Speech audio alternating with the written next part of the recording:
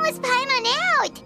Paimon locked eyes with that baby Iktomisaur for like a second, and then she was suddenly pulled into this strange place with a huge Iktomisaur. Any idea what happened?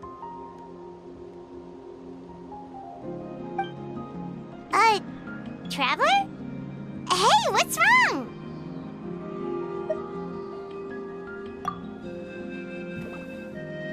Look! It's that baby Iktomisaur! Seems like it wants us to follow it. Paimon's adventurous side says we have to see where this leads.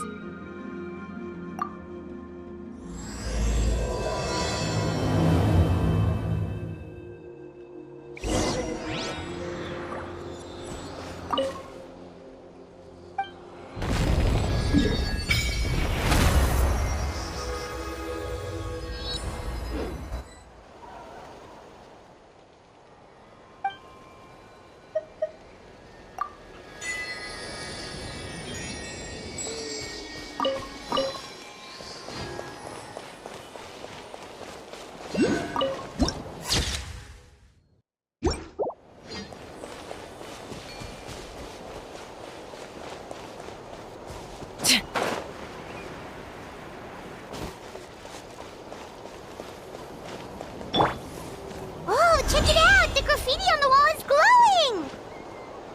Masters of the Nightwind. And by the looks of it, masters of nightlife, too.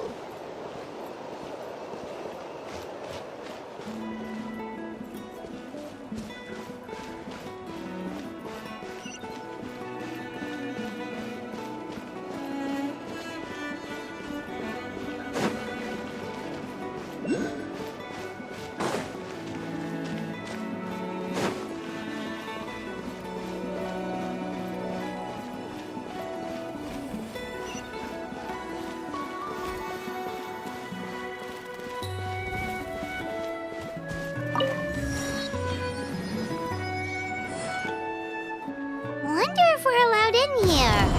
Oh, the door opened all by itself. Taking that as a yes. Aw, the Iktomisaur from earlier. It's really here. Then let's go introduce ourselves.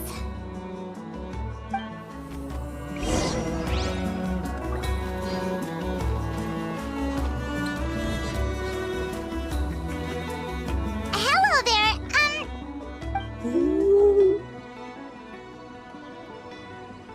Okay. Probably doesn't understand what we're saying. Doesn't look like any cogs are turning in there.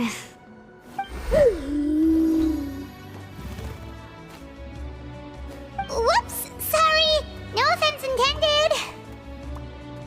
You there! You dare disrespect our elder?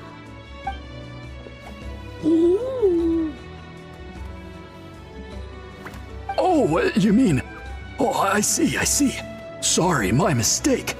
Apparently you are here by invitation, in which case it's my job to make you feel welcome. Some introductions are in order. I am Koholam, one of the priests of our tribe.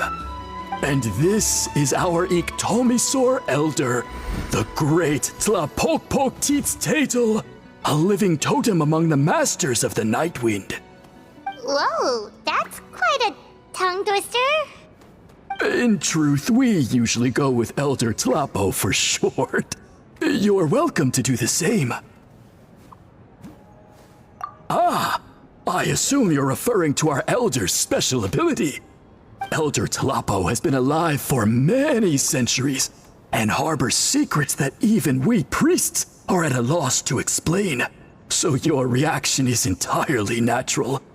But one thing I can say for sure is that Elder Tlapo has appointed the two of you to an extremely important task. For this reason, I would like to ask you to undergo a test. What sort of task? And what kind of test? If it's all right with you, I'll take you to see our chief. He's in a much better position to answer your questions.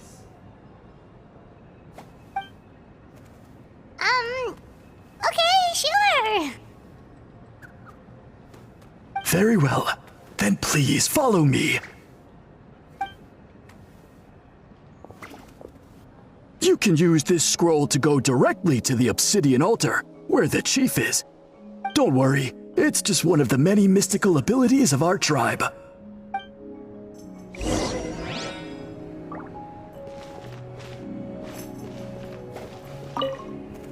You can use this scroll to go directly to the obsidian altar, where the chief is.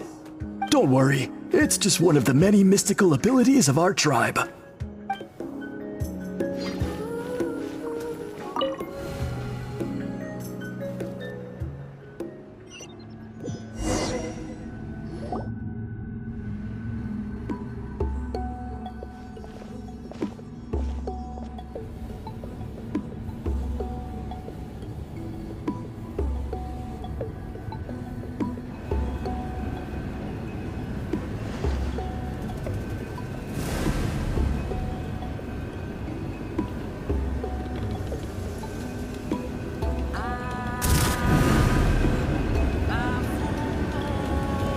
Whoa, what was that just now? One of the routine duties of a priest. We attempt to contact the spirits of our ancestors to seek epiphanies and revelations. The chief is just over there. Please wait here while I have a word with him. I'll just be a moment. Well, the Masters of the Nightwind are definitely living up to their reputation as the mysterious ones.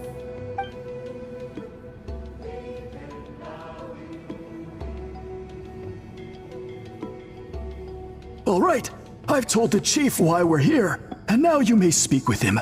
Right this way.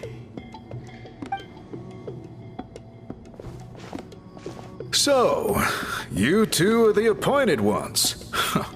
I am Chief Biram. Welcome, and thank you for your patience.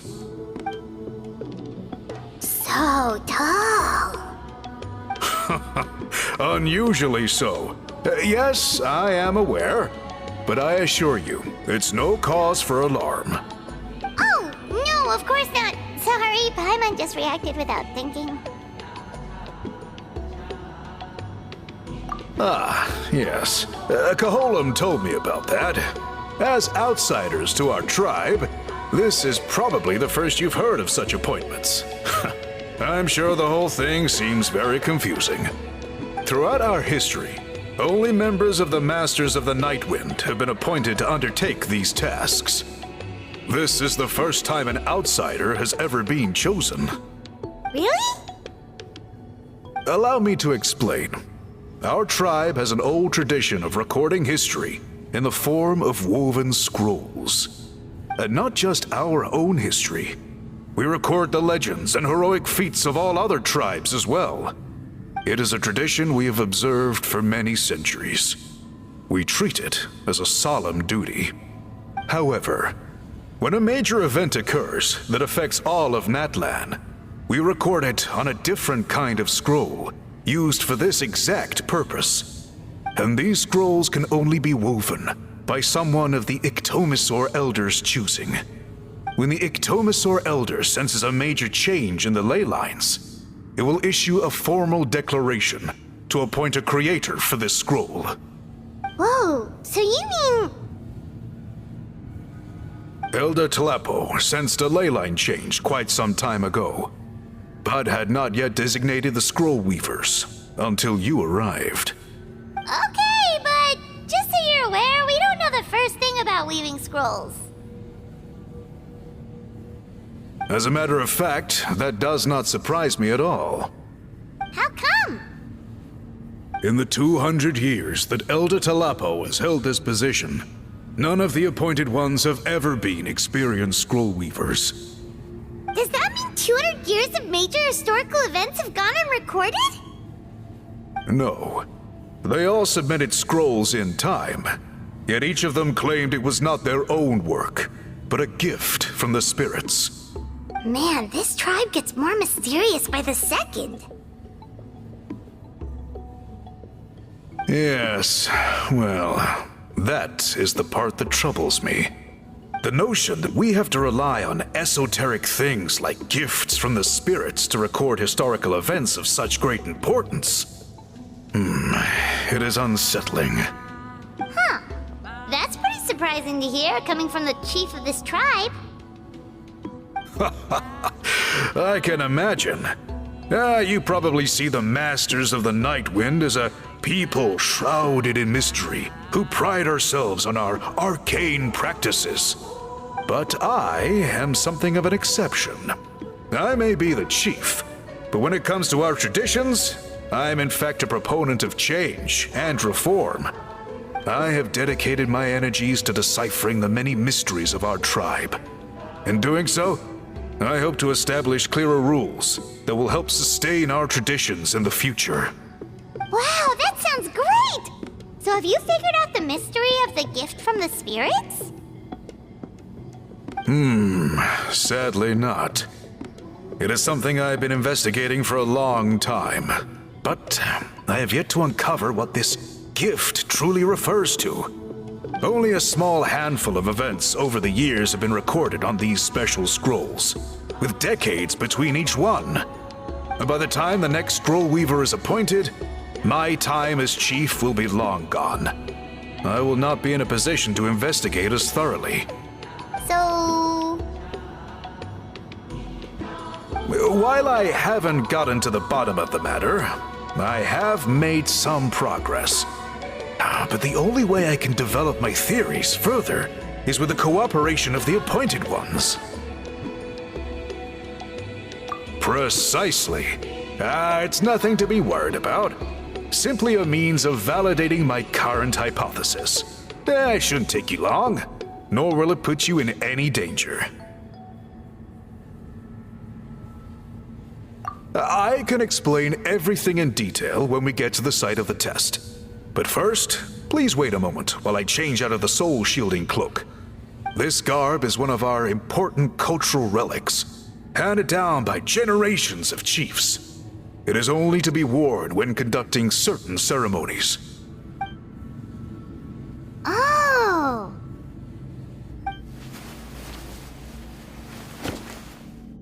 Please, follow me.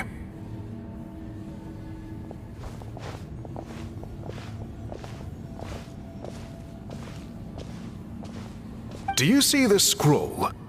If you touch it, you will enter a hidden space. Today's test is, quite simply, to find a way to escape that space. That's it?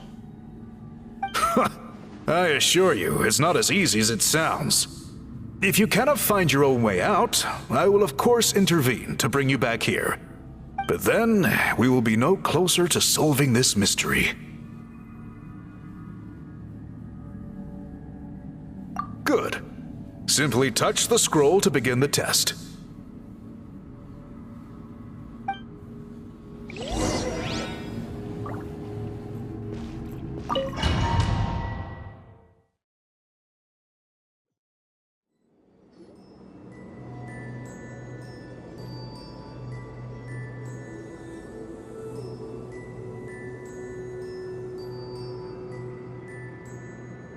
Whoa, we really did get teleported. It seems like this place is completely sealed off. Doesn't look like there's an exit anywhere. Let's take a look around and see what we can find.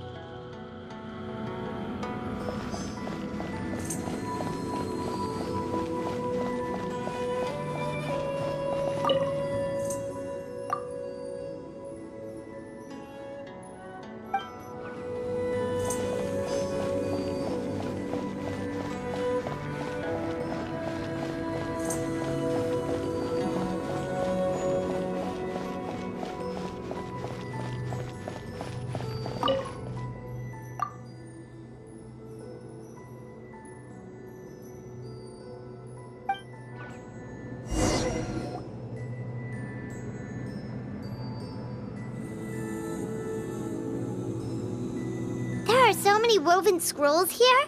Paimon remembers seeing some of them before in other tribes. They seem to record historical events. This one really stands out from the rest. For starters, it's the biggest of them all. Wonder what story it tells. Yeah, you're right. Over there, something just flashed. Traveler, did you catch that?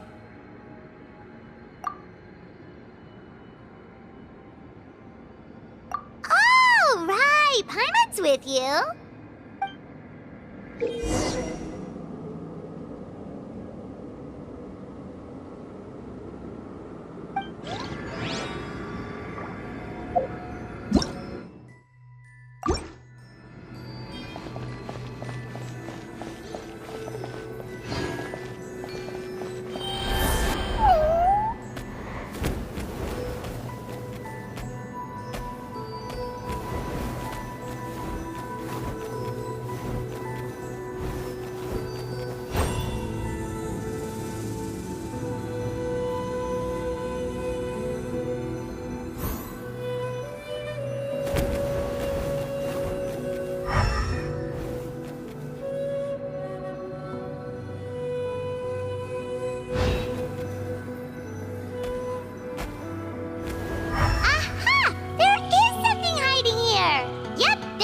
Our ticket out of this place.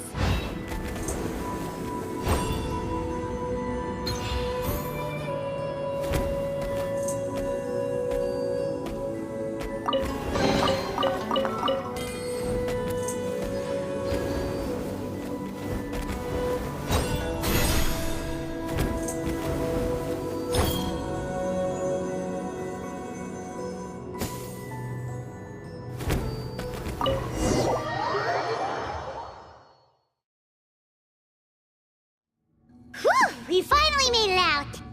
It is just as I thought. You are indeed capable of undertaking this mission. Yes. You saw many distinctive-looking scrolls there, didn't you? Sure did. This specific kind of scroll was left to us by our ancestors. Upon investigation, I discovered what sets it apart is the use of a color not featured in ordinary scrolls. It is a most mysterious color that most people cannot even detect. I myself had to employ special techniques to confirm its existence. Yet there are those who are born with a natural ability to perceive it. And that is why I wanted to test you. You mean... That space you just entered was an exhibition room for storing this variety of woven scrolls. Centuries ago, a great shaman by the name of Mictlan put in place a security measure so that anyone who entered the room without permission will become trapped inside. It exists to this day, and although I have not managed to decipher how it works, I have at least found out how to turn it on and off. Once someone is trapped inside, it is all but impossible for them to escape without outside help, unless they share the great shaman's ability to perceive that strange color.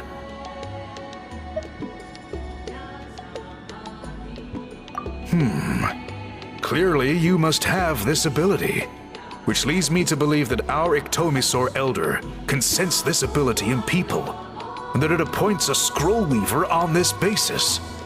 Another secret power? Traveler, you are full of mysteries.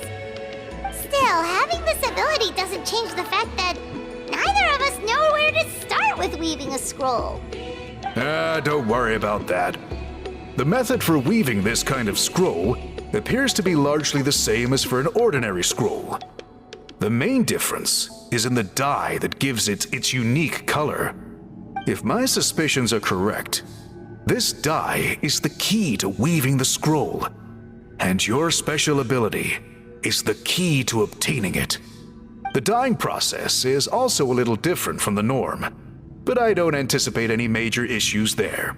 As long as you two can source the dye itself, I can assist with the application.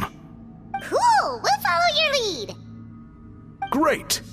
Then please use your abilities to source the necessary ingredients. And in the meantime, I will have someone prepare some fabric for test dyeing.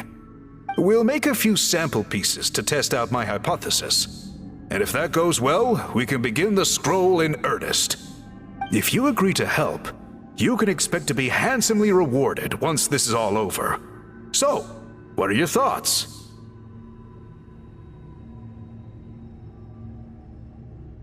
Agreed, especially if there's a reward in it. What is the reward, by the way? Is it food? Paimon hopes it's food. Given the stakes involved for our tribe, I was thinking a substantial sum of mora would be appropriate. Surely that would be preferable to just a free meal. Mora works too. Anyway, how do we go about finding these ingredients? Are we supposed to just keep walking around Nightwind until we stumble across them? Thankfully not. I've already identified a location where I suspect they may be found. And I've arranged for someone to guide you there. Your guide is waiting just outside. You can set off at your leisure.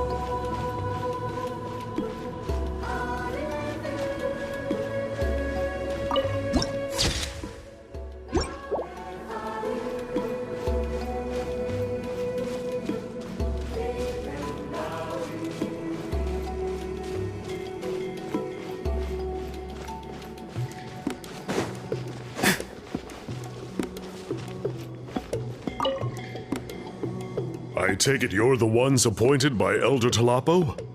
Yep, and you are... Call me Toltec. The chief asked me to be your guide for the day. His messengers already filled me in on the situation, so just follow me.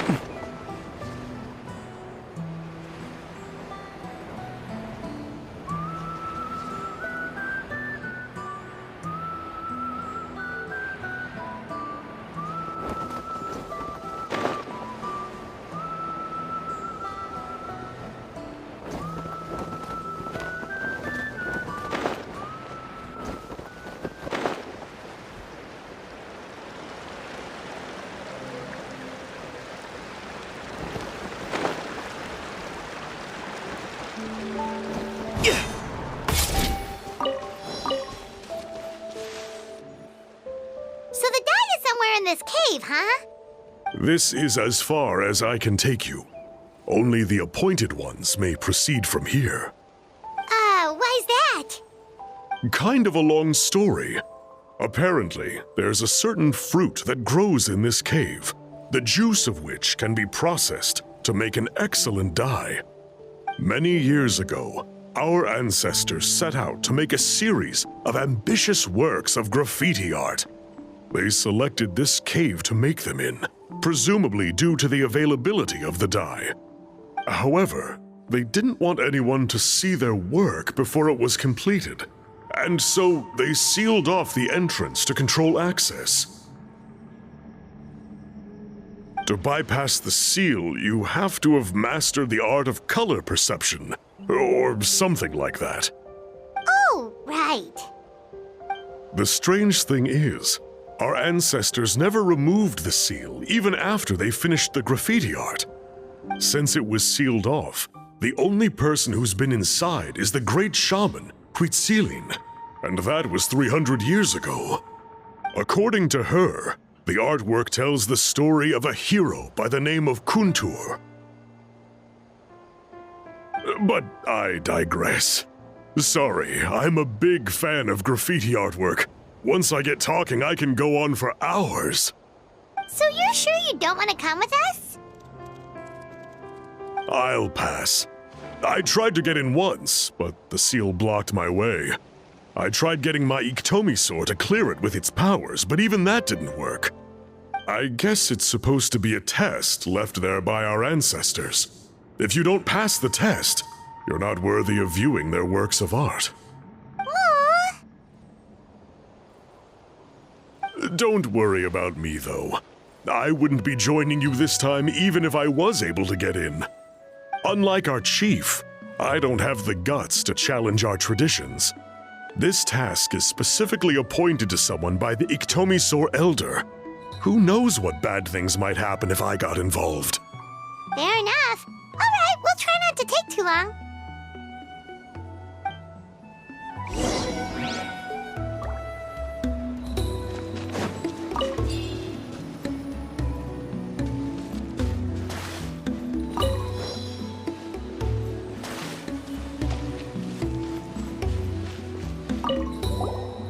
You two head on in. I'll wait right here.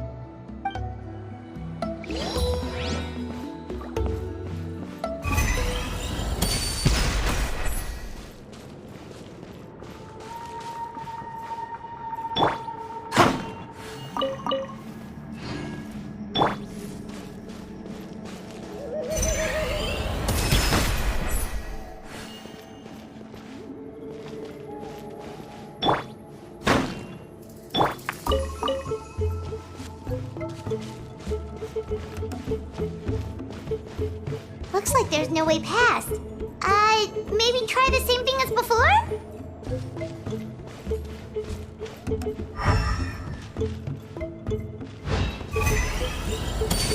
Hey, it worked! Let's head in and take a look.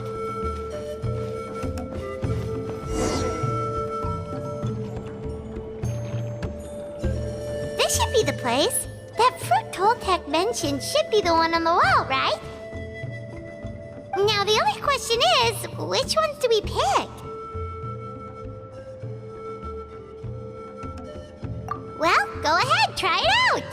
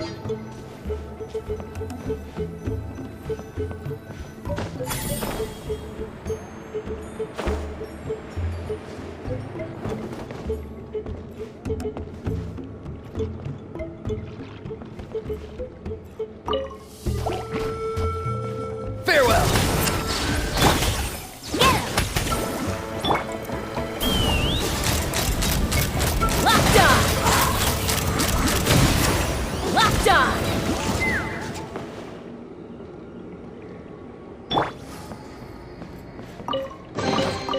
Your passion for treasure hunting is turning these chests into an endangered species.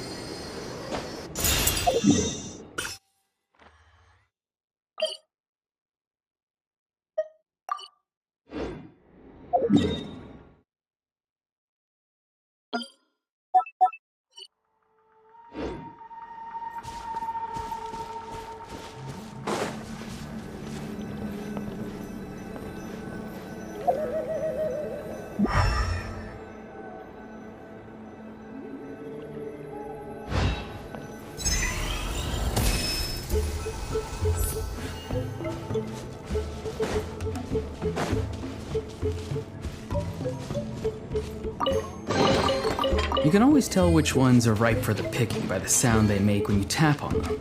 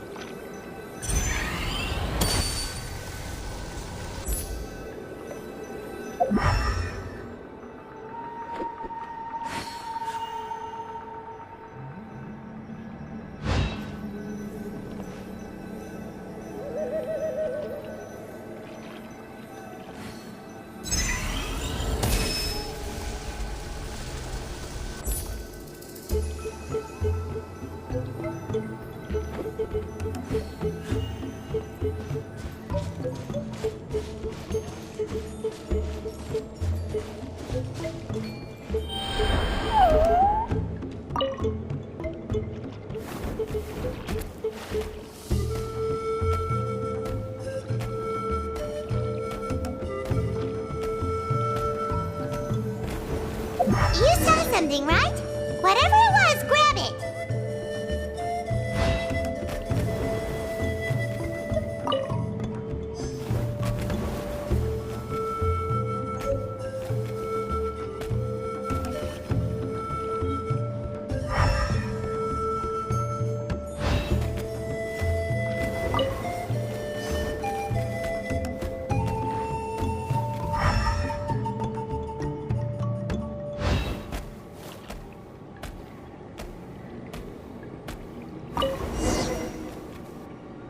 These guys' ancestors made some real works of art here.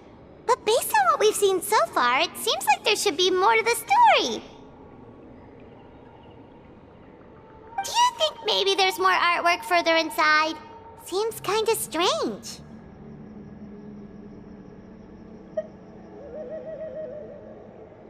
Yeah, you're right. There's always next time.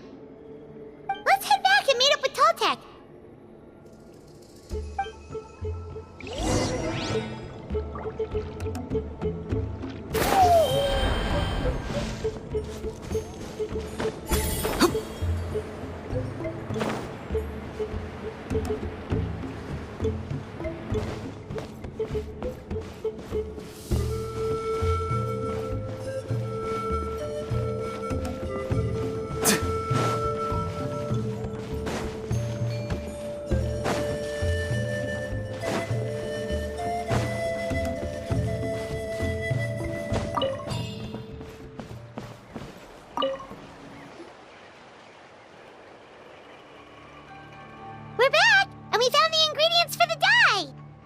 Sounds like you made it through the seal then. Our Iktomisaur Elder was right about you. It's getting late. Follow me. I'll take us back.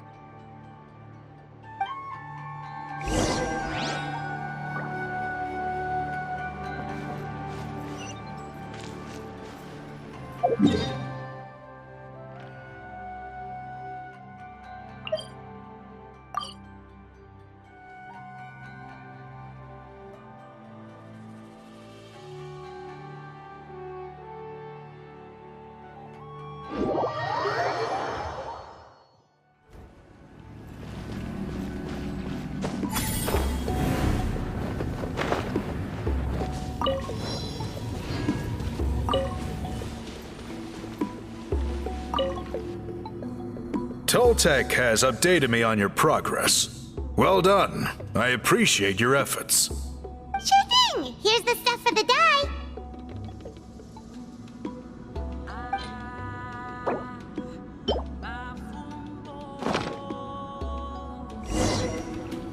I see. Yes. This is certainly a very different substance from typical dyes. Okay, now let's try our hand at making some samples. The fabric is ready for testing. Got it! Please come with me.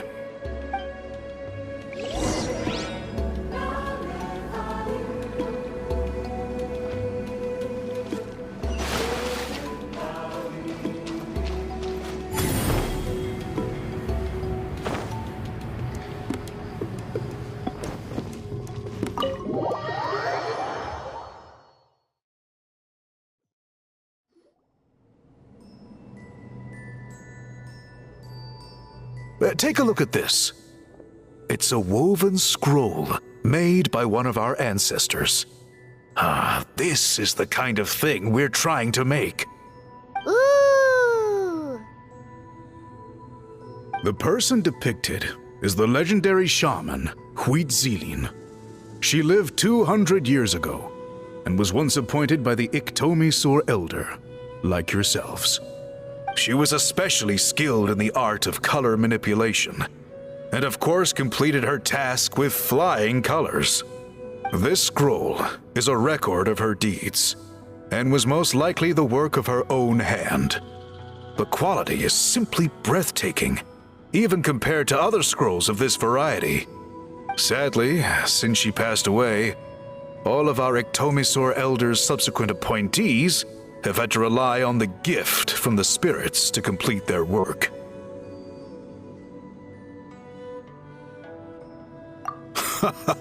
That's a good way of putting it. My only quibble with your phrasing would be, it's not just me, but us. Now Paimon's getting excited.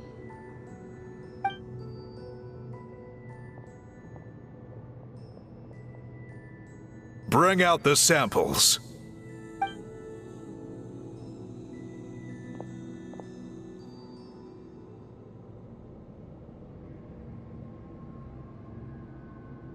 Now, as I mentioned, the dyeing process is a little complicated, but I am confident you will manage. Just make sure to follow my instructions carefully. The pattern has already been sketched out on the sample, so you just need to dye each block with the correct color. But you'll need to wait for the dye to fully soak in between each step to make sure the colors don't run.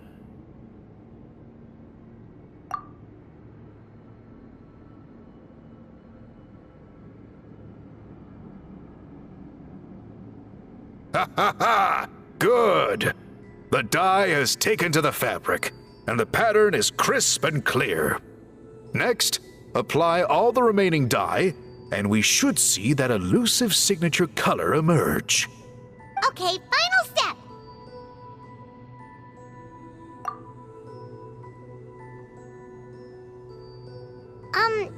Did it work? Paimon doesn't see it. Oh, that color isn't showing up. Oh, the dyeing has failed. No, your technique was flawless. You did everything exactly as instructed. It would have made no difference if I'd done it myself. Then what went wrong? It could be the weaving technique. Or maybe the dye has to be applied in a different way. Oh, whatever the case. It looks like I have failed to get to the bottom of this mystery. Sorry, Paimon wishes we could do more to help. I am the one who should be apologizing. I made you do so much work, and it was for nothing. I will, of course, honor my commitment to compensate you for your trouble, but I do hope you won't give up on this task. I plan to keep investigating, and will be sure to keep you updated with any progress. Don't worry, we're not quitters. Paimon does have a question, though. This whole process of recording history on woven scrolls seems so complicated. Why don't you just write it down instead? You said yourself you're all about change and reform. Well, this seems like a pretty good place to start, don't you think? Writing things down would be easier for everyone, and your records would be more detailed. I think you've perhaps misunderstood my philosophy, but that's okay. I can answer your question, but there's somewhere I need to show you first. Oh, sure.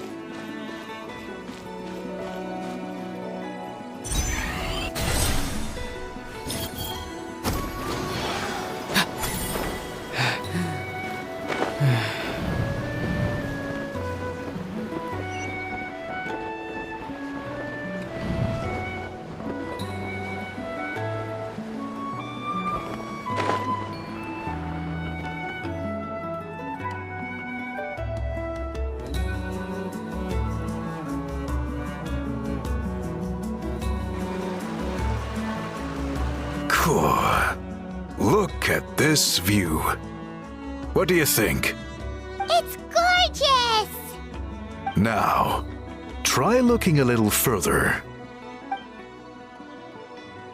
Whoa, that graffiti! In all the years since the founding of our tribe, those colors have been with us every step of the way. It is true that I seek to bring new life to this ancient tribe through change and reform. But I also understand there are certain foundational things that we cannot afford to throw away. The foremost of these is the way we record our history. Oh, that makes sense. Since the very beginnings, our tribe has always sought to bring color to history. And I have a deep sense that this is one part of our heritage that we should not give up. So, whatever it takes, I must find a way for us to continue producing our traditional woven scrolls. You're completely right. Paimon's sorry for what she said earlier. It was out of line. It's quite all right. I'm just grateful you're able to understand where I'm coming from. Then let us hope that when we next meet, we succeed in reviving this tradition.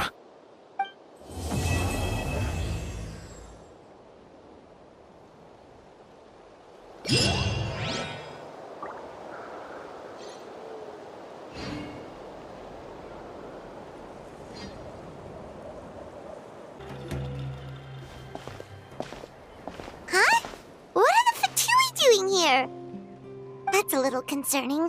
Let's go over there and see what they're up to. Also, how did they get this close to a tribal settlement?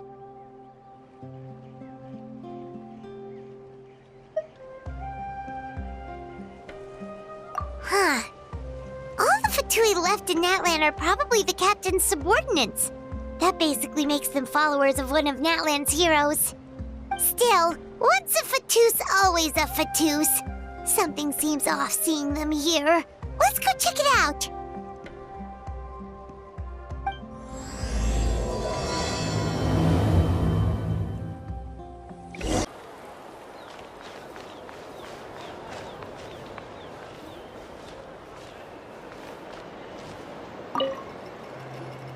Ahem! What are you guys doing here? Following orders. If you have a problem, take it up with our employer. Hey, what's with the attitude? Can the Fatui even work for a private employer? This is Grudok. I hired him to be my bodyguard in Natlan. As you can see, he's not the sociable type. I'm sorry for any offense. My original plan was to hire someone from the local tribes, but a priest recommended Grudok and his squad. I was told they were capable fighters and had the time to spare, so they fit the bill. It seems like the Fatui's reputation in Natlan is quite positive. So that's what happened. Then you must be from Fontaine? Precisely!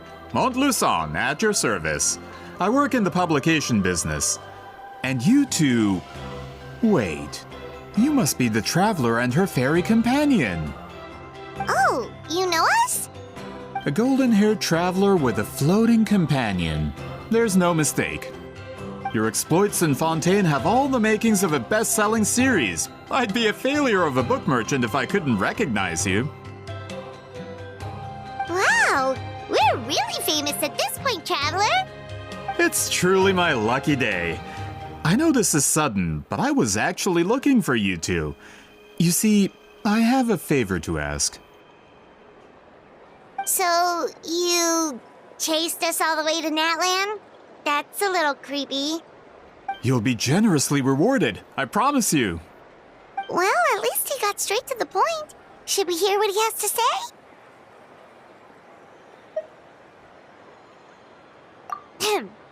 All right, we'll hear your request. You know the great shaman Sitlali, right? I need her help with something. Yeah, but the chances of her helping a random stranger just because we asked? Yeah, see, Lolly really doesn't like dealing with strangers. I heard about that from other members of her tribe. But they told me if one person could convince her, it would be the golden-haired traveler. If you manage it, I'll even double your pay.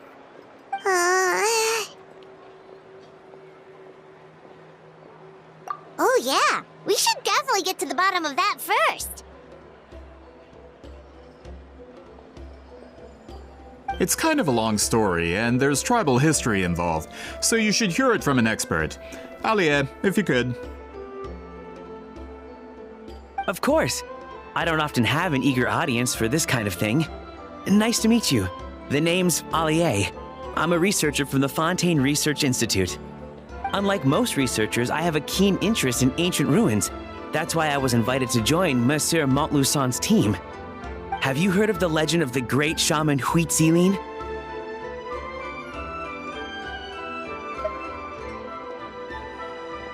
Yes, according to local records, she was a color mystic who lived over 200 years ago, and the most adept in her tribe at using that particular technique. Out of all of her exploits, her most celebrated is the Battle of Seven Colors. According to legend, the battle was triggered by an abyss invasion, one of the most brutal in Natlan's history, even from a greater historical perspective. Amazingly, Natlan was able to turn the tide despite being at an extreme disadvantage. The key to victory was none other than a color Huitzilin created on the battlefield. The color was extraordinary, illusory in appearance while also seeming to possess physical form. Legend has it that Huitzilin used the color to construct a magnificent maze on the battlefield and trap all the enemies inside. This allowed her allies to launch a counterattack and ultimately secure victory. Anyway, that's the gist of it. We don't want to take up too much of your time. That story is the reason I came to Mictlan. I often publish books about the history of other nations. They always end up faring well on the market. When I heard this story for the first time, I wanted to include it in my next collection, but historical records about Mictlan aren't very detailed. We haven't been able to determine where the battle took place, or find any definitive evidence that it occurred at all. Even within the Masters of the Nightwind, people dispute the legitimacy of the story. Some believe it to be a myth. If that were the case, the story would not be fit for publication. But if you're just including it in a story collection, why does it matter if it never happened? Well, you see, the slogan for the collection is Restoring the Truth of History. Naturally, I need it to be factual. That's why I'm here. The Masters of the Nightwind are said to have a tradition of recording past events, so I wanted to consult their records. But I was refused access to the Obsidian Altar. Application after application, and all I received were a few ordinary woven scrolls with nothing to offer. Honestly, I'm just trying to promote their history, and they make such a fuss. According to my research, their scrolls are considered sacred relics in addition to historical records. Naturally, outsiders are rarely granted access. Not to mention, the scrolls we did get to review actually contain a huge amount of information. I just need more time, and I could... We've been over this, Alier. There's no need to waste time on those scrolls when we have a better way. Citlali, you mean?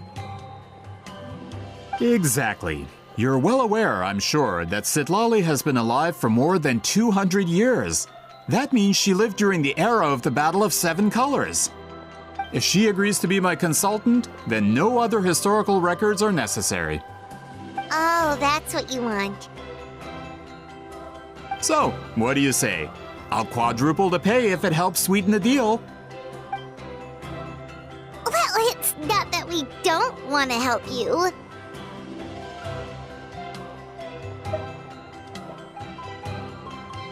Oh, right! The duty the chief gave us has a lot to do with Huitzilin. Who knows? The Battle of Seven Colors might lead us in the right direction. All right, we'll help you convince Citlali. Just let us do the talking, okay? Of course.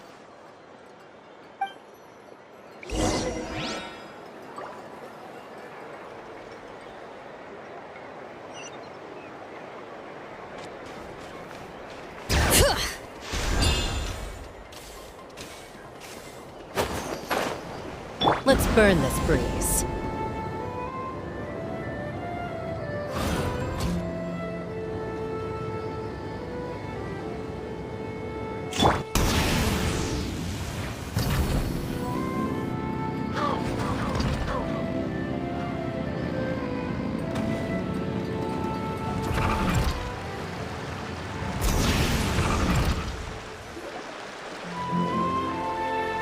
So, this is where the great shaman lives?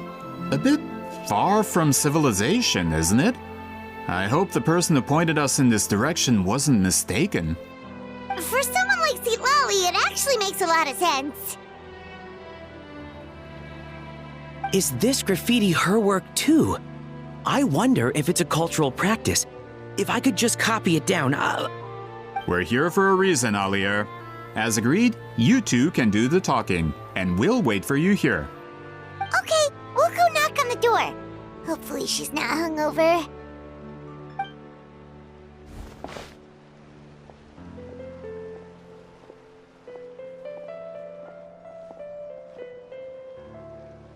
Citlali? Are you there? We need your help with something! Oh, no response. Maybe she's not home.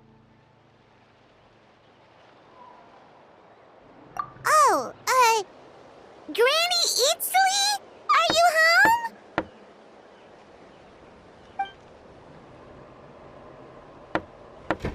Hey, kid! If you're here to challenge me, book an appointment first.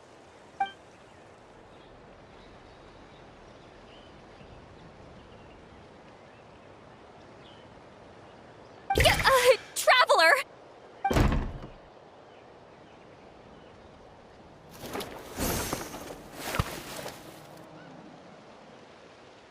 Looks like we came at a bad time. Are you still there? Just come in. We can talk inside. Well, at least we didn't get turned away.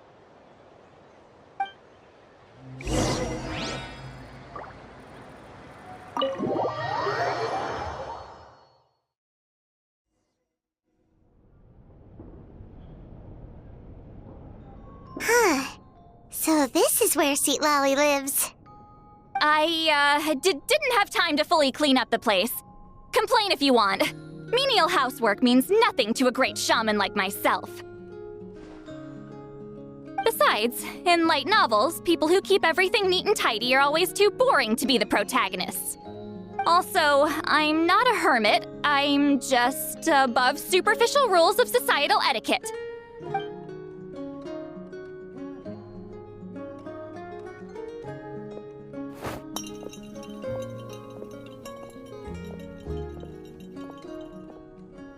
She sure does care a lot about what we think of her.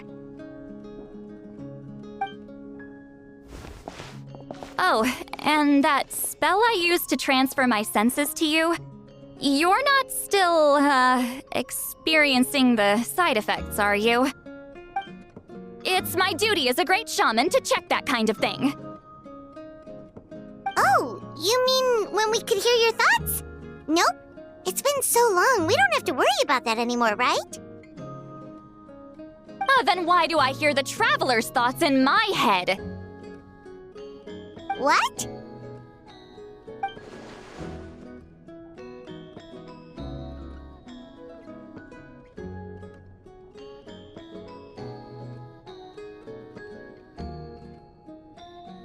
I can still hear you, you know. Don't bother. I'll find a way to fix it. First you hear my thoughts, now I'm hearing your thoughts. It was just a simple spell. I use it on you, and now it's on the Fritz. Forget it. Just tell me why you're here. Well, someone asked us to ask you to be their consultant. They have questions about the history of Natlan. So they asked the hero of Natlan to put in a good word? Sounds like they know I don't usually trouble myself with other people's problems. The pay is really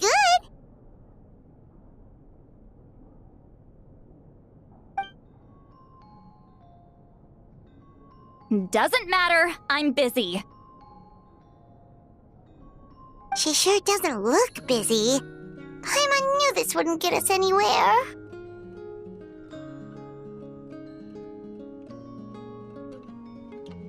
From you? Yeah, we were given a sacred duty to help your tribe weave a special scroll. Huh?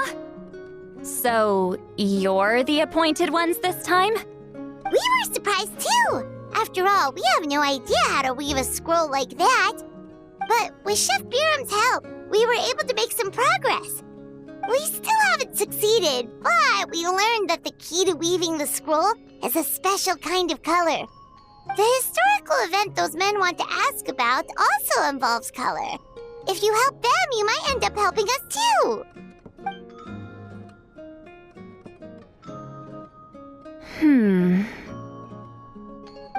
She's giving us that face again. Did Paimon not explain things clearly? I can't decide whether this twist is completely out of the blue or if it was foreshadowed all along. Does that mean you won't help us? I need to think about it. Then there's still hope. Hey! What's the holdup? Just give us an answer already.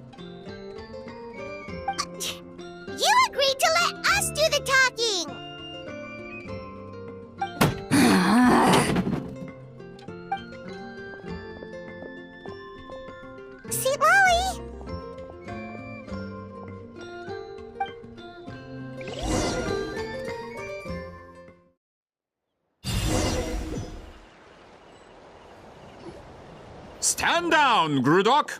As your employer, if I tell you to wait, then you wait. Understood.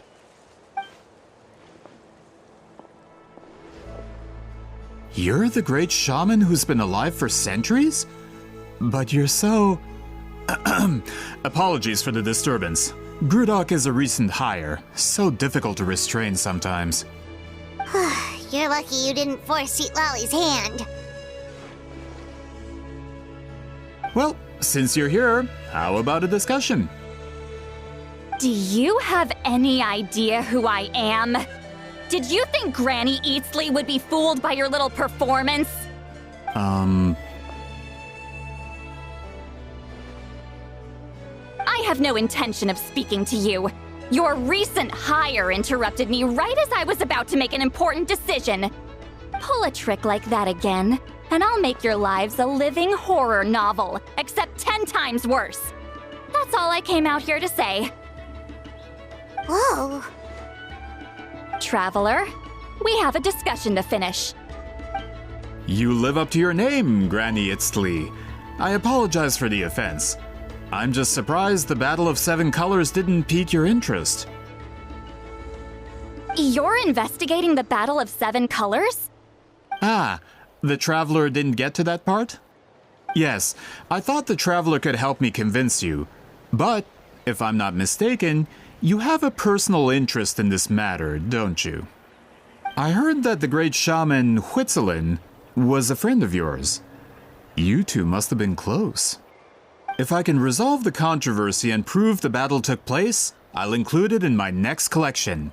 Then, all of Teyvat will learn the truth. With your support, your friend's heroic deeds will once again be known throughout the land. Inspiring, don't you think?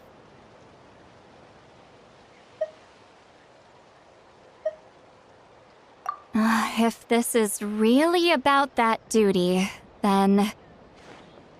fine. I'll help you. I'm honored. Save it. I agreed to help the Traveler, not you. You'll just have to leech what you can.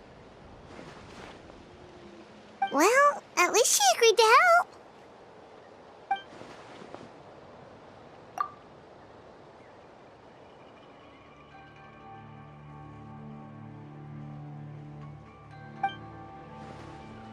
Who are you calling heartless? Not a problem. I always planned to work with the Traveler. So, did you directly experience any events of the battle? Do you have any idea where it took place? Can you think of any relics we could use to prove it? Talk at me, why don't you? Fine. No, no, and no.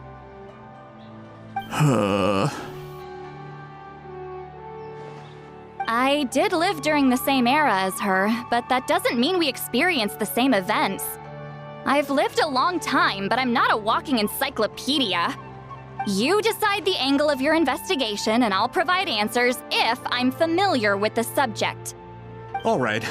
Even if you didn't witness the battle yourself, you still lived through that era. Your insights are very valuable. Alier, you had an idea about where to start, yes? Oh, well, my plan was to consult the members of the tribe in charge of recording history. Then, let's start there. Traveler, what do you say to officially working together? After all, it appears I can only get Miss Citlali's help through you.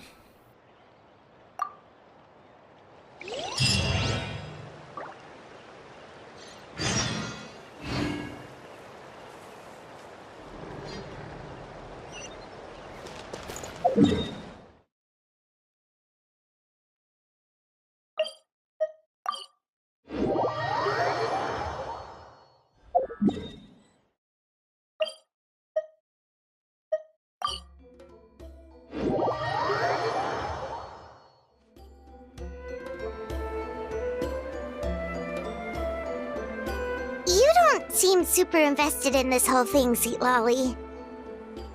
The Battle of Seven Colors is something I've only ever heard about. I know as much as anyone else in my tribe. But how? Weren't you alive when it happened? I wasn't there when it took place, and she never told me about it. That's how. But Molusan said the two of you were close friends. The battle was legendary. Why wouldn't Huitzilin tell you about it? Close friends? More like arch rivals. Something Montlusan would know if he actually did his research. Did you see the graffiti outside my house? That's not my doing. All students from Huitzilin School of Shamanism must pass an extremely difficult trial before graduation, defeating me in battle. Those graffiti drawings are how they challenge me. Of course, none of them ever succeeded. So, after Huitzilin's death, her students had no choice but to modify the requirement. Instead of defeating me, all they have to do now is last long enough. As my rival, Huitzilin only had one achievement that surpassed my own, and that was the Battle of Seven Colors. I can only assume she had some kind of secret technique at her disposal. It makes perfect sense that she kept it from me. I'm a fast learner. Telling me about the technique is no different than handing it to me on a silver platter. As if she would give away her one advantage. Oh, that makes sense. Anyway, all of that is secondary. Like I said, I'm only here to help you fulfill your duty.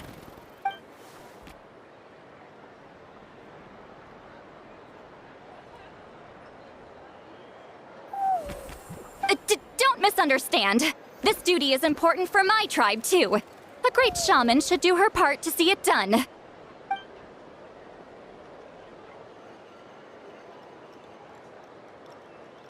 Excuse you? I fail to see what housekeeping has to do with my duty as a shaman.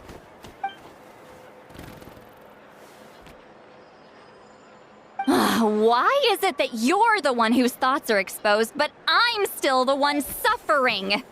I need to get to the bottom of this. Excuse me, great shaman, but we have a situation over here. We could really use your help.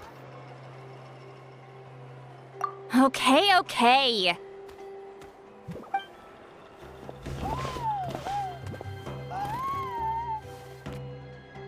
Of course the Battle of Seven Colors happened. The woven scroll proves it. Huitzilin used a mysterious color to construct a maze and trap the enemies inside. That's just your interpretation. There's more than one way to understand that scroll. Besides, constructing a maze out of color is ridiculous. Huitzilin was one of the most powerful shamans of her time. She definitely could have pulled it off. That's the biggest problem. She had students. Why not pass it down? A technique that powerful? And no shaman since has ever used it? Her students are keeping it a secret, of course.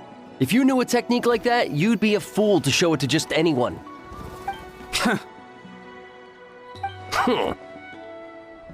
Oh, I didn't mean to cause an argument. I just wanted to ask, is there anything we can use to prove the battle took place? Of course it took place. Why would you need to prove it? You'll have to excuse him. Some people in our tribe insist on clinging to outdated views of history. I'd give up now if I were you. It only gets more ridiculous from here. Please don't fight. Wow, so the battle really is controversial. Am I the outdated one? Kids these days can't find anything better to argue about? These arguments are precisely why I hesitate to include this story in my collection. Neither side was able to offer anything useful. What should we do?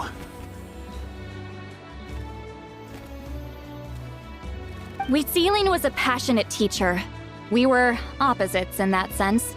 The technique she used in the battle must have been her masterpiece. There's every reason to pass it on. Still, if the technique is powerful enough to single-handedly stop an invasion, it also makes sense that her disciples would keep it a secret. We should check with the students from her school. If we can confirm the technique exists, we can deduce certain things about the battle. But as far as I know, most of the shamans from her school occupy high positions in the tribe. Not the type of people outsiders like us can speak to on a whim. Right. The obsidian altar is off limits to you. But, if I go... Is there a problem? Most of Wheatsealing's students are respected priests in the tribe. But that means they had to go through me. Or try, at least. I, of course, humiliated them from a young age. Those who hold the position now are the ones who lasted long enough before I wiped the floor with them. If I show up without warning, they'll run for dear life. That's not gonna get us any answers. Yeah, Paimon can see it now.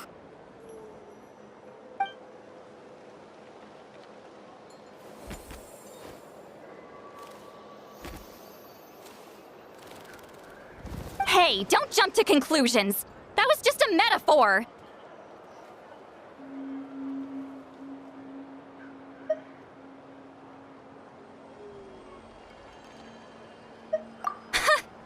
Only you have the guts to joke like that with me, Traveler. Fine, I said I'd help, so I'll help. But don't blame me if it goes wrong.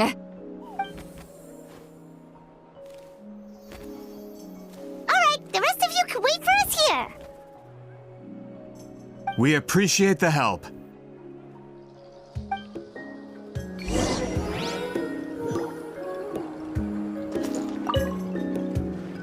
Natlan's history is full of intriguing mysteries.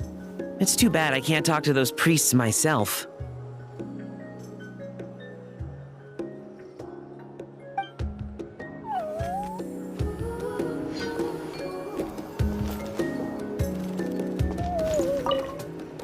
Miss Sitlali seems rather reluctant to help. Maybe you could talk to her a bit more. I'll reward you for the trouble.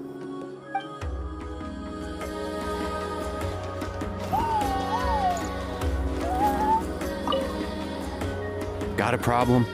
Like I said, take it up with my employer.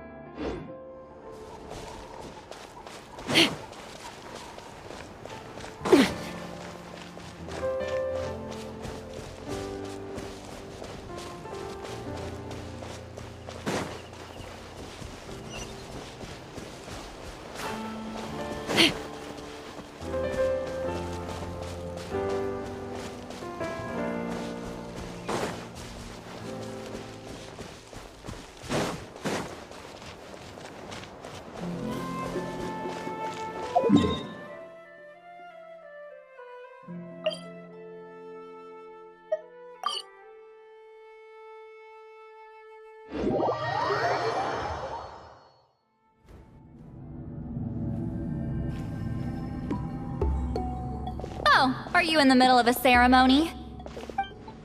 Granny Eatsley?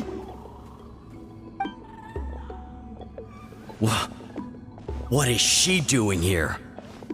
Did some coward not show up after challenging her to a fight? Or is she here to officially take over the tribe? Whoa, it's like they really do see her as some kind of tyrant. No matter what, we'll defend our dignity as priests to the end. Ugh, you talk a big game for someone who lost to me the most out of the entire priesthood. What? All I want is to ask some questions. So, you're here to interrogate us? Someone didn't sit pretty for their beating? Is that it? You want their name, don't you? We should just run! Yeah, with the hero of Natlan here, Granny Eatsley will be on her best behavior. Sure, whatever you say. Oh, it's the Traveler and her companion. That does make me feel better. How can we help you? We wanted to ask about the technique you inherited from Mictlan. So you can eradicate our school once and for all? Disciples of our school have challenged her year after year, just as our master instructed. Sounds like she's finally had enough. Well, you're not wrong. If we want to protect our legacy, one of us needs to run. Not this again. Just how much did you traumatize them, Sweet Lolly?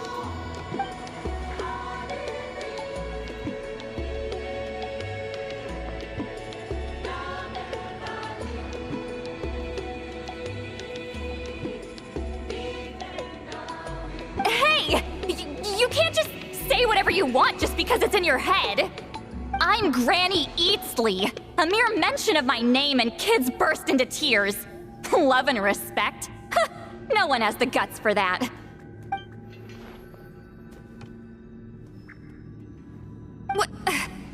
You know what? Forget about your duty. We really need to fix this mind-reading situation. Sorry to disappoint, but if you're here to question whether we're qualified to inherit our master's legacy, we're not going down without a fight. We're not getting anywhere. What should we do, Traveler? Huh? Oh, it's you. Elder Tlapo! Oh, we must have disturbed your meditation. Our deepest apologies. Please forgive us.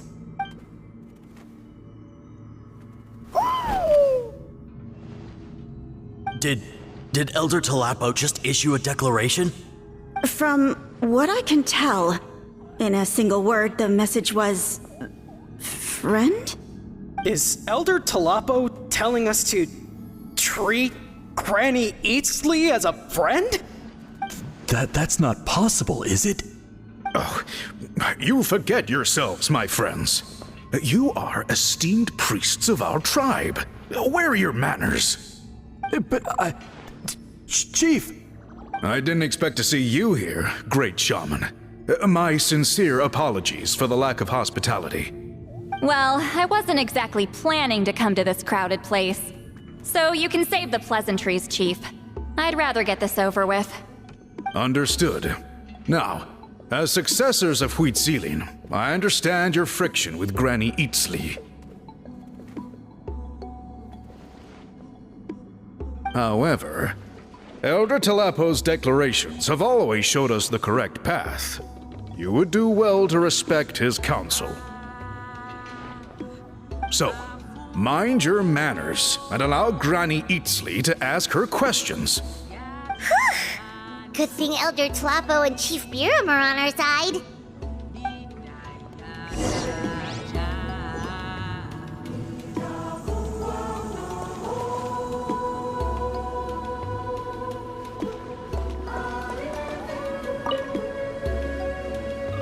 Hi there, Elder Tlapo!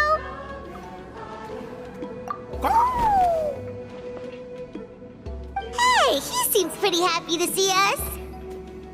He's the one who put you in charge of the scroll, right? Yeah, Elder Tlapo appointed us to the task. Elder Tlapo, huh? He's still claw to me.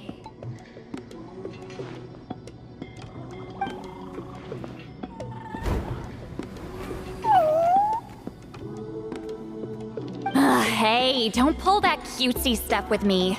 You're an Ictomisaur Elder now. You occupy an eminent and important position within the tribe. So, you already know each other? Claw was only this big when we first met. He was Mictlan's Saurian companion back then. She kept dragging him to my place, so over time, we got to know each other. She only came to my place to fight me. But at the same time, she always claimed to be my friend. She was the only one who dared to try, at least. Well, you've lived a long time. You've probably made a bunch of friends over the years, right? The more time you have, the more friends you lose. Oh, Anyway, let's get back to business. I hate talking about the past.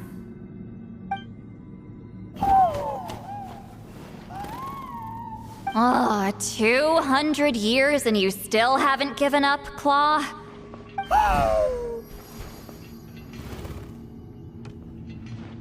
I still haven't made up my mind, so you should head back. Traveler, Paimon, let's go.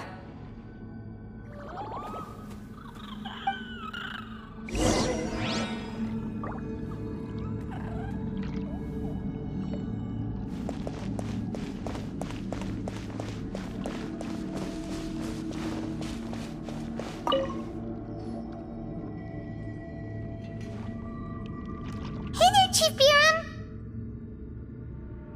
Oh, wait. We haven't reached out since the last time we failed the task, huh? I'm just grateful you haven't forgotten that duty. Actually, we have good news! We found another clue! I'm all ears. It's the Battle of Seven Colors. Huitzilin's claim to fame? That sounds promising. But the battle took place hundreds of years ago.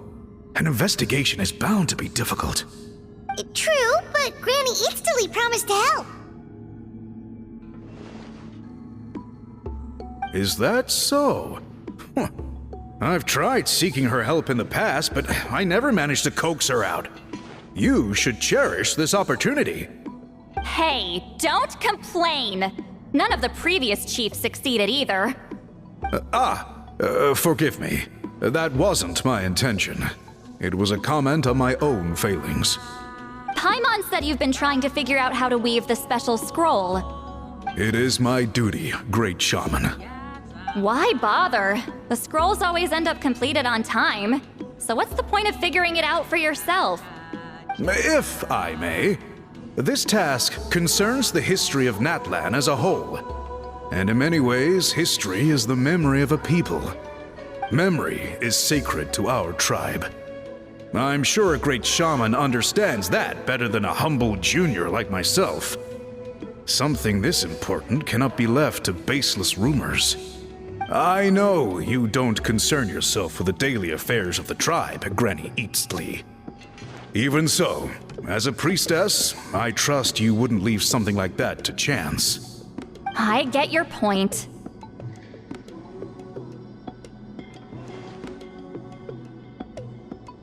Of course, the one time I wish you could read my mind, it doesn't work.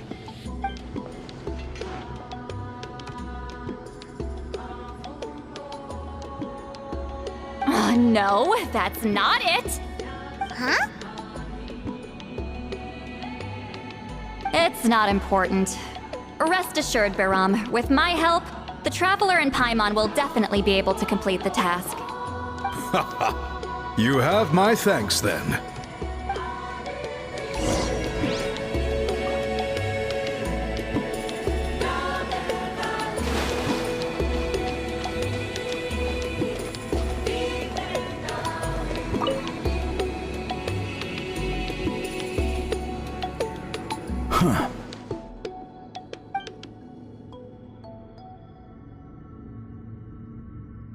So are you here to test whether we're qualified to inherit Master Huitzilin's legacy? You've already been tested, haven't you? Well, frankly speaking, I don't think any of you are qualified. But that's not why I'm here. All you need to do is be good and answer my questions. Fine. Ask away. You've heard of the Battle of Seven Colors, right? Of course. It's our master's claim to fame. An immortal legend inscribed in the very history of our tribe. Then I'm sure you know there are those who question whether it actually occurred. I did hear people arguing about that the other day. It's disgraceful. How can they question something like that? It doesn't surprise me. Nightland has had more tourism lately. A lot of people have started getting strange ideas after interacting with Outlanders. After all, everyone who took part in the battle has returned to the ley lines. Without witnesses, it's hard to refute detractors.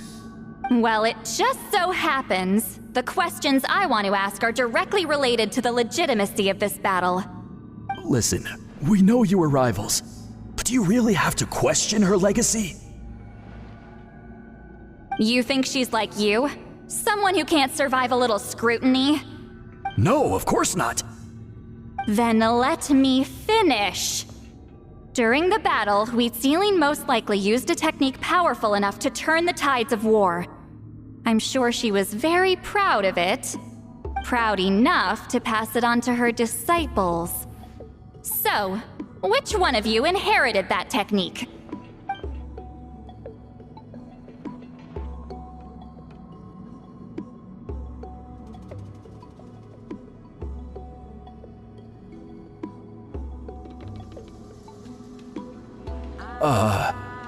I don't think any of us have heard of it. Listen, I'm not trying to take it for myself, so be honest. With or without it, I can wipe the floor with any of you. Yeah, no objections there. But I'm telling the truth.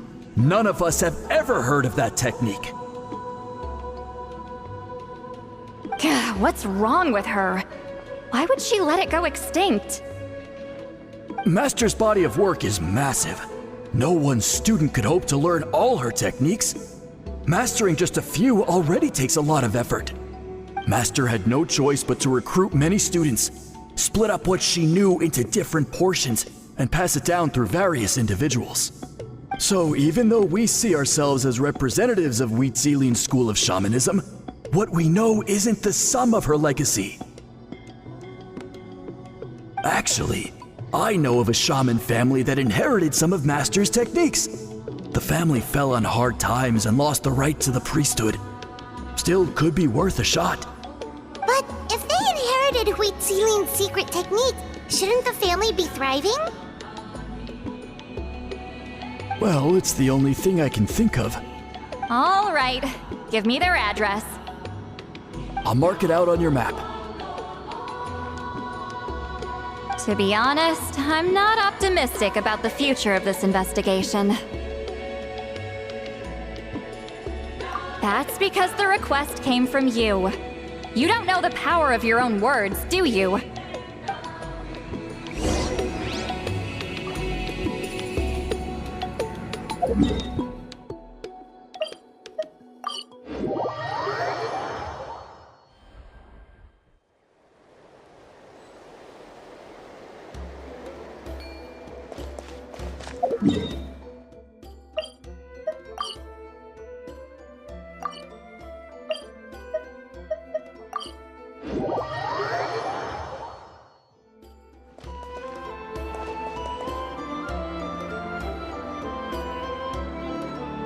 Proving the legitimacy of this battle seems more hopeless by the second.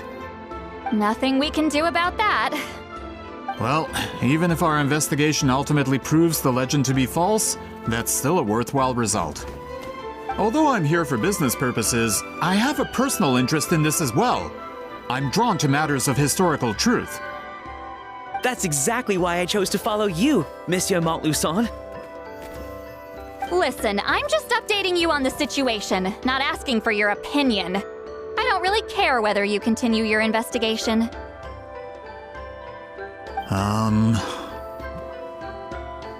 Traveler, you came to me for help with your scroll weaving duty, right? You thought looking into the Battle of Seven Colors could give you answers. That's understandable. But based on our progress, I'd say this is a dead end. Instead of wasting time, you might consider taking a different approach. I'll try to think of another way to help you. Respected traveler, let's not forget about the compensation I promised. You shall have it in full. Extra, if that's what it takes. What makes you say that? Yeah, based on what you've told us so far, it kinda seems like there's unresolved tension between you two. You think so? She claimed to be your friend, but picked fights with you non-stop, and never told you about her biggest accomplishment. By figuring out the truth behind the battle, maybe we can finally help you get closure. Closure? I'd say we're 200 years too late. But fine, if you want to keep investigating, be my guest. Ah, that's wonderful news. Alright, let's go visit the shaman family!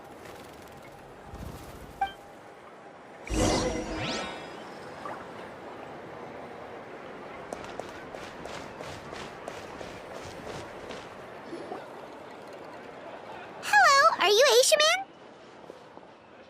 Yep, that's me. Huh? Granny Eastly? Get up! In a crowded market like this, the only person who should be trying to hide is me. My apologies. Ever since my grandfather's generation, the shamans of my family have given up on passing your trial, Granny Eastly. Have we offended you in some other capacity? Man, this is generational trauma at this point! Whenever I misbehaved as a kid, Grandpa would tell me about the thrashing he received from Granny Eastly. I still get nightmares about it sometimes.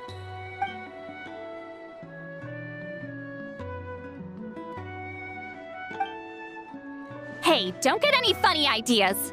This was your idea, remember? Keep asking your questions. I'm going to find somewhere quiet to wait.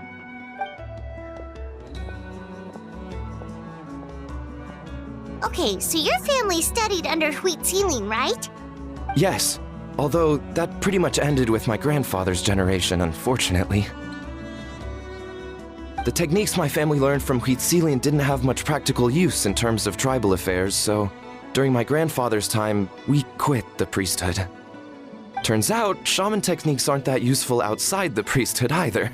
So over time, we abandoned them altogether. Of course, it's possible that we were just too foolish to understand the true power of those teachings. After all, Huitzilin was a genius.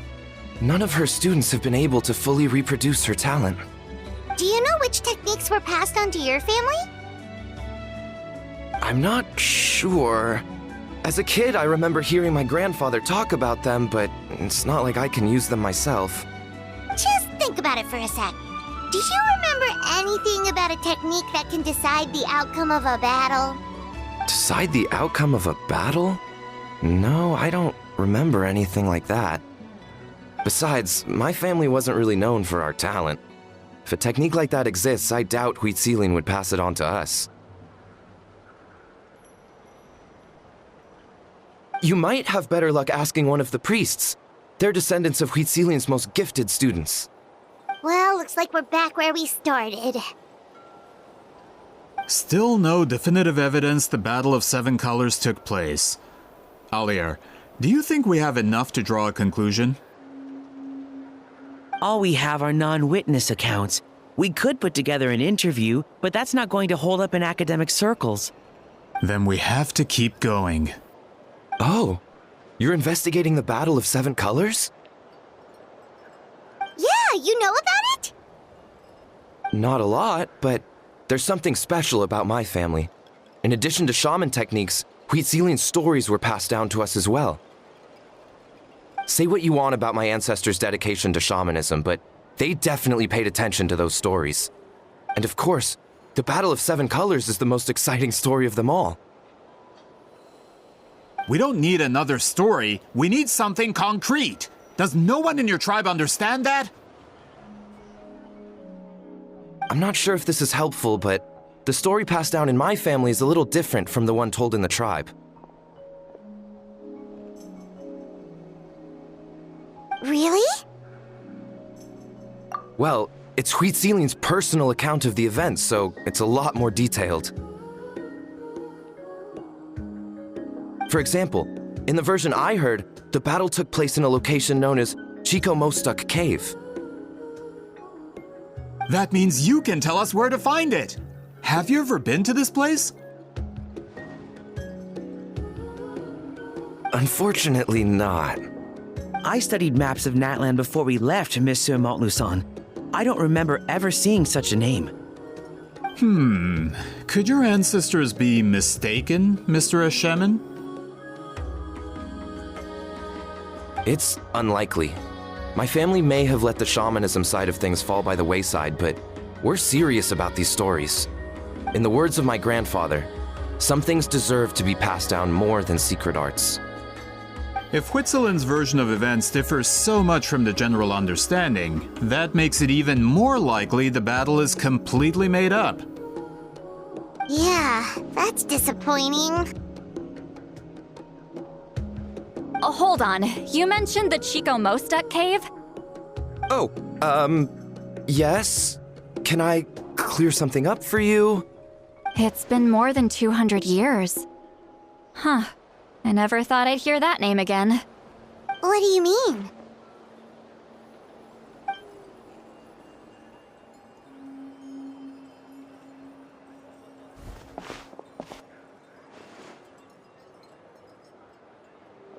That location is now known as the Valley of Fog. The Chico Mostek cave is what it was called 200 years ago. Precisely when Huitzilin was alive. That means, Monsieur Montluçon, we can confirm the original site of the battle. Once we get there, the evidence we need should be at our fingertips. Just when we thought all hope was lost. I never doubted you, great shaman. Allow me to present you with a gift as thanks. Save it. Flattery won't get you anywhere with me. Wait, Mr. Montluçon works in publishing. You're a huge fan of light novels, right, Citlali? Maybe he could get you some that are out of print. Really? Out of print, huh? Sure. Do you have any in mind? Well, if we're talking collectibles, then the first edition of Shogun Almighty reborn as Raiden with unlimited power is a must. It's the first major hit of the isekai genre. Several editions have gone to print, but copies of the first edition are exceedingly rare and valuable. I see. There's also its sister work, Pretty Please Kitsune Guji. It was Yae Publishing House's attempt at gauging the new market trends. It's opened the door to a new genre after readers grew tired of isekais. The sales speak for themselves. Actually, Yae Publishing House released a limited edition not too long ago, but it's almost impossible to get. Anyway, I'll take those two. Sorry, I'm not sure I caught all that. What were the titles again? Reborn as Kitsune Guji? These two titles are among the most successful and well-known works in the entire industry. You're telling me, as someone who works in publishing, you've never heard of them? I'm a merchant from Fontaine, after all.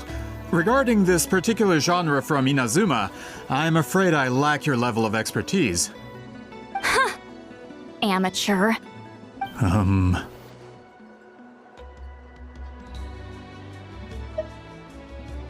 Of course! Sounds like a perfect arrangement. Now, there's no time to waste. We should head to the site of the battle right away. Once we get there, it'll take a bit more work to determine the actual location. Right now, all we have is a general idea. Well, I'm sure Miss Citlali can help us with that. Have you even looked at the time? It's already evening, and I have important plans tonight. You expect me to work through the night? Well, what do you think, traveler?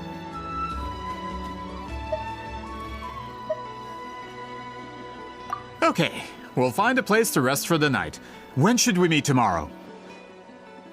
He's persistent, huh? How about noon? Do we have to wait that long? Great shamans have important matters to attend to in the morning.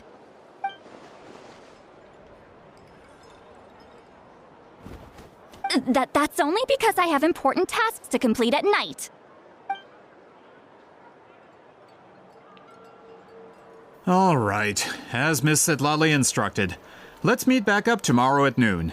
We'll be waiting at the exit of the tribal settlement.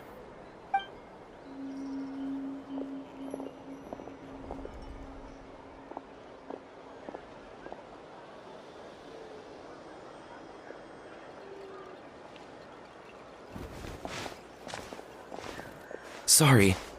I just wanted to ask, is Granny Eatsley satisfied with my answer? Yeah, of course. You really really helped us out. Oh, good. I'm glad I didn't offend her somehow. You're really that scared of her?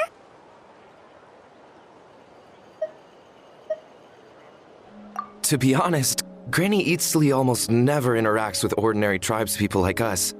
Everything we know about her comes from rumors. She's a powerful shaman who's lived for over 200 years. As a great hero, you're probably the only one who isn't intimidated by her.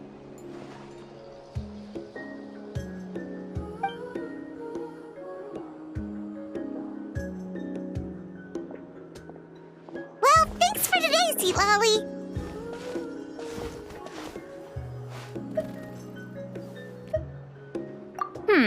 That's quite considerate of you.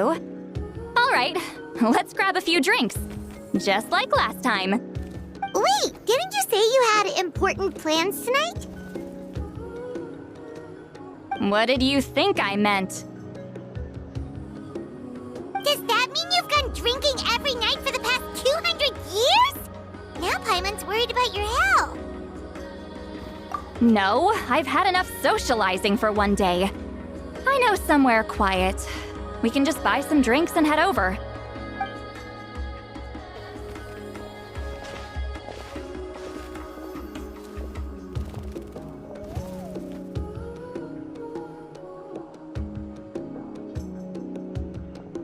Which will also give us a chance to solve the mind reading issue. Considering the necessary spell work, I'd rather do it in private.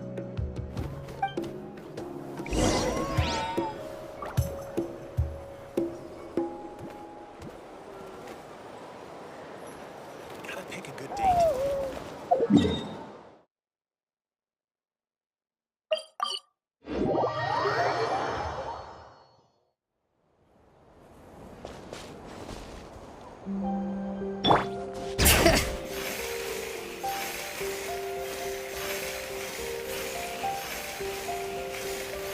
Let's ride!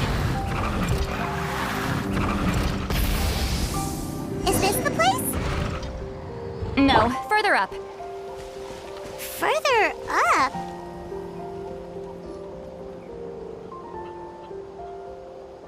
Whoa, this is like a secret base. Sometimes I want the fresh air, but not the company. So I come here. Let's see if my stash is still here. Ah, great! The halberd crest birds didn't eat my snacks.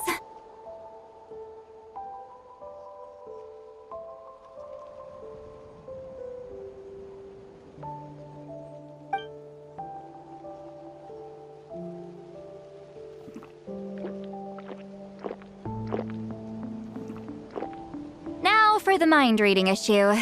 Give me your hand.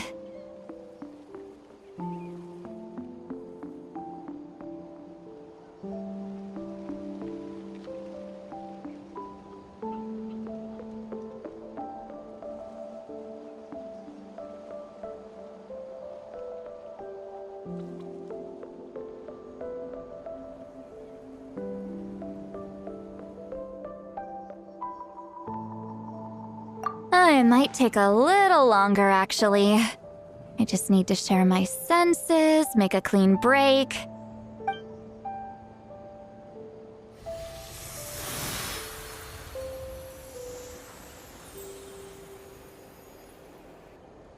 And that should do it, right?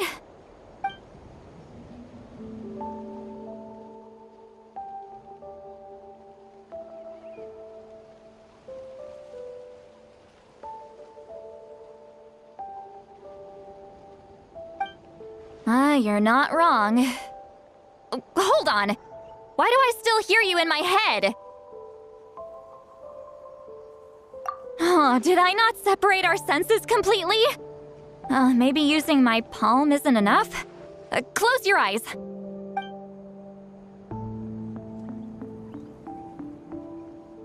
Oh, please work, please work. A great shaman should be able to handle this.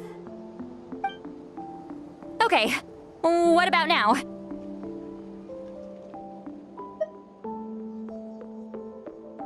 Huh? And now? Huh. Whenever I try to remove the effect, it just flips direction and gets worse.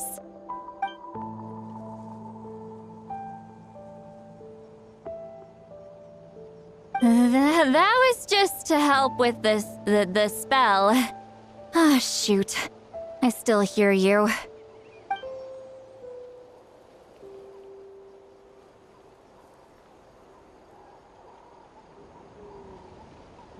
For a human soul, to lose the boundaries of the mind is to drown in the sea of consciousness without a concept of self. Wait, that sounds bad. I read that in a light novel. When it comes to the real world, I think it's pretty accurate. Is Sweet Lolly drunk? She's not making much sense. Anyway, we'll just have to leave it for now. Hearing the Traveler's thoughts isn't that bad, right?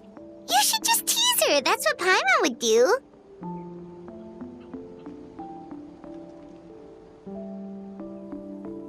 It's just... I'm not good at this. I'm not used to being close to people. Sorry, I said we could be friends, but I guess I'm not ready. I'm used to being Granny Eatsley. Someone intimidating, someone people are scared to approach. I don't have to deal with people that way. Yeah, Paimon's been wondering, why do you insist on living so far away? You could easily become a leader of your tribe, someone everyone loves and respects. When you live as long as me, a person is like a flower. The color draws you in. You water it to see it bloom. It rewards you with its fragrance, but it doesn't last. With the passing of the seasons, everything withers away. You can try to water it, but it will never bloom again. Even if the same plot of soil is covered in flowers the following year, the one you remember won't be there. That's just how it is. Most of the people in my life will be gone one day, just like a flower. Getting close means losing friend after friend for hundreds of years, until the weight of their memories crushes my soul. If people don't care about me, then I don't have to care about them. It's better if the people in my memories are nothing more than fleeting strangers. Sweet Lolly.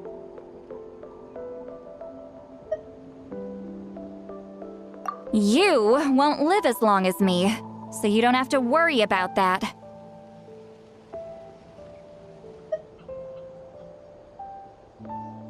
Really? Then you should understand. Nearly everyone you know will be gone one day.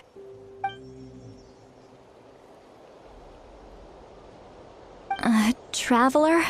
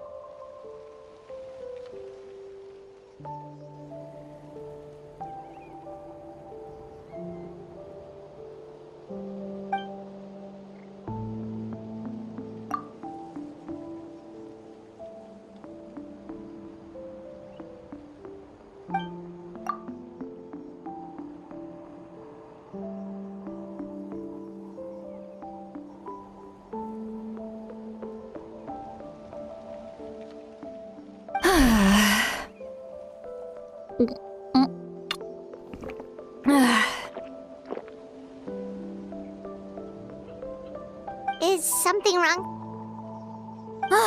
Stupid mind-reading side effect won't go away. It's not like I want to hear you complain about me all the time. Okay, she's definitely drunk. Sweet Lolly, maybe take it easy? At this rate, you might sleep past noon tomorrow. I'm not drunk. I remember everything the traveler said. Just gotta think of a response. I'll think of something. Uh-oh, not this again. Is she asleep? I'm fine. Can get home by myself. Is she talking in her sleep or talking to us? She seems kind of out of it. Bye. Gonna walk back alone. Need some time to think. All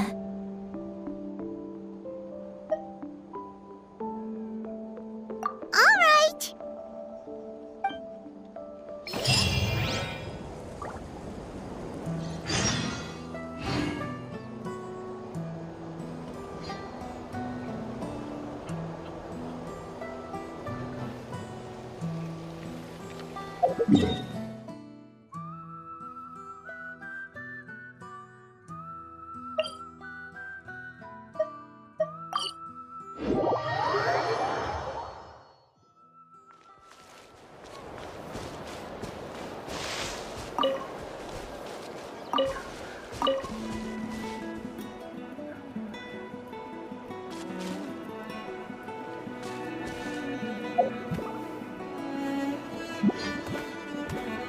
Once you've put pen to paper.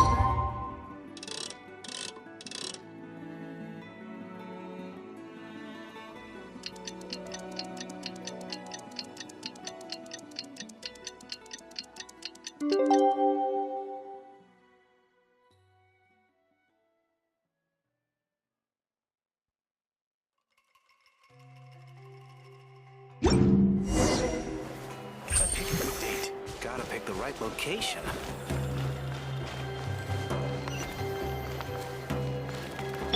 Take me up!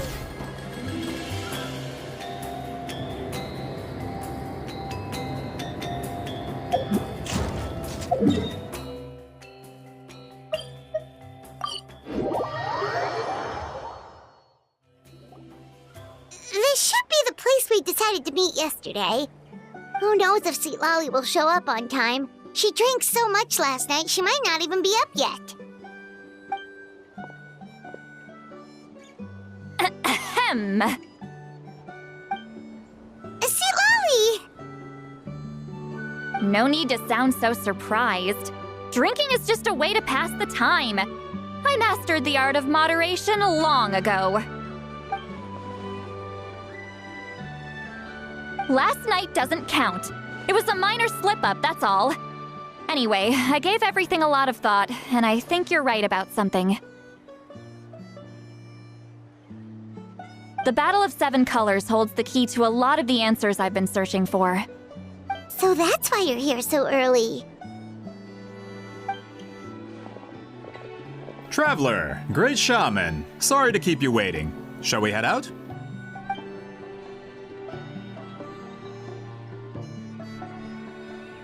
Just follow me. I'll confirm the location myself. Of course.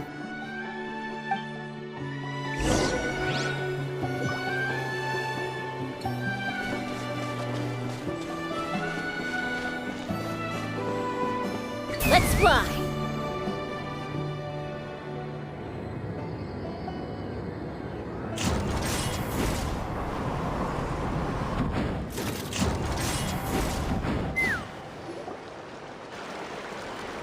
This should be it.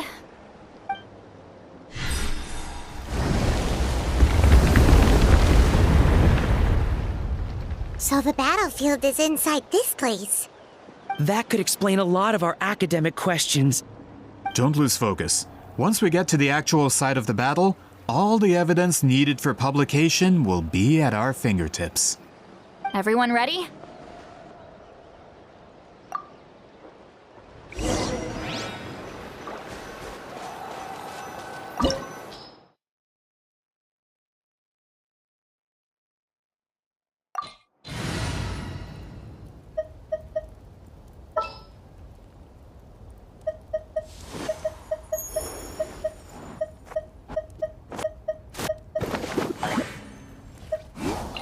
never late.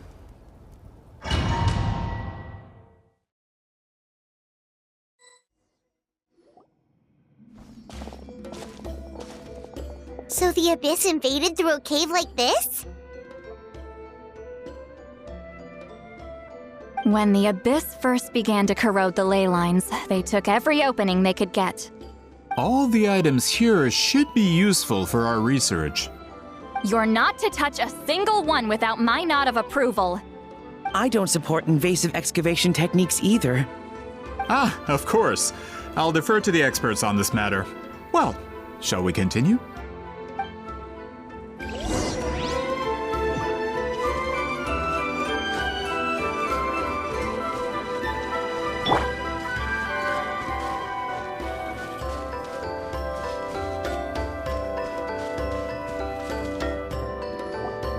There are weapons here from every tribe in Natlan. The battle must have encompassed the entire nation. Sounds like we're getting closer to what the legend describes.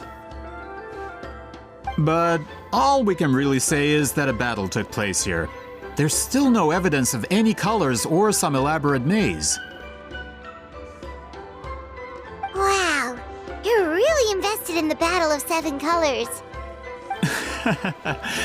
Well, it's the reason I came to Natlan in the first place. Grudok, send some of your men to search the area. We might miss something all grouped together like this. I'd like to cover all our bases. All the bases. You got it. Don't jump to conclusions. Of course this isn't the site of the actual battle. We have to keep going.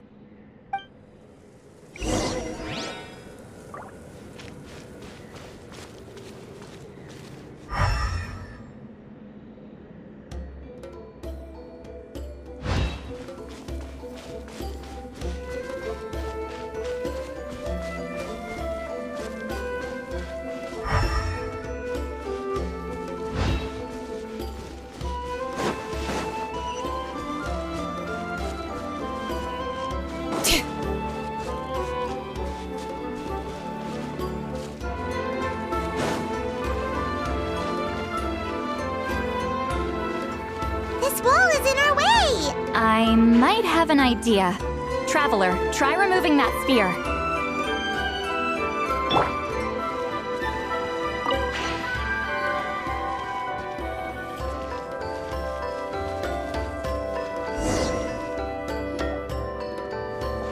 Whoa, we passed straight through!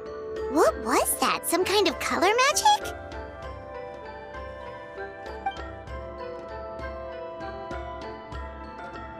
It's very close to the technique Wheatsealing might have used.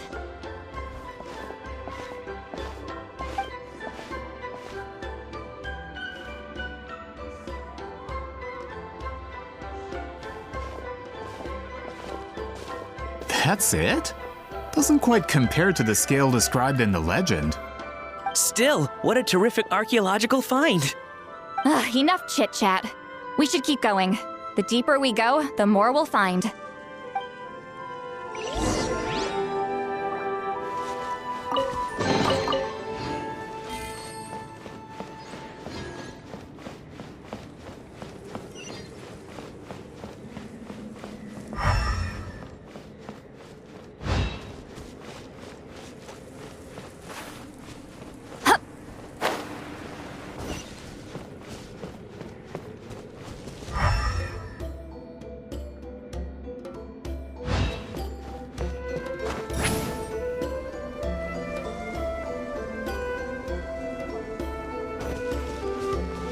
Hold on. If we step here, we might fall through. You mean there are traps in here? Remember how we were able to pass through the wall just now? It must have been because, on our person, we were carrying the same color as the wall. Let's put the sphere down and see what happens.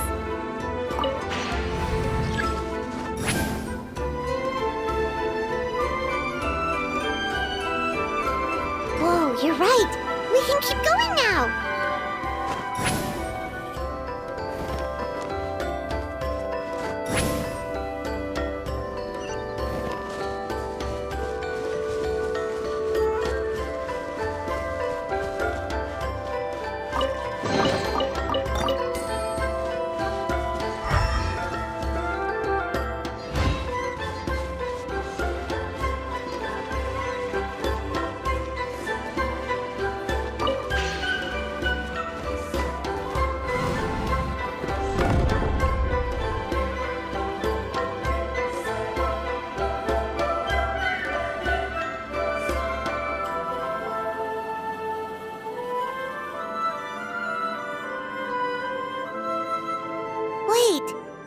is that? What is this place? Look! A maze made of colors. It's real. I can't believe it. Hold on. The quality of this space. This isn't reality. It's a realm of memory. Huh? No. This is a space constructed using memories as a medium. The principle is similar, but the two are not the same. Correct?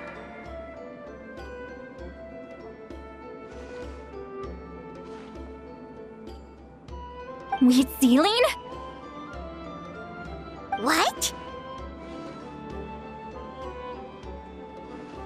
No. It's just a trace of her consciousness left behind after creating this space.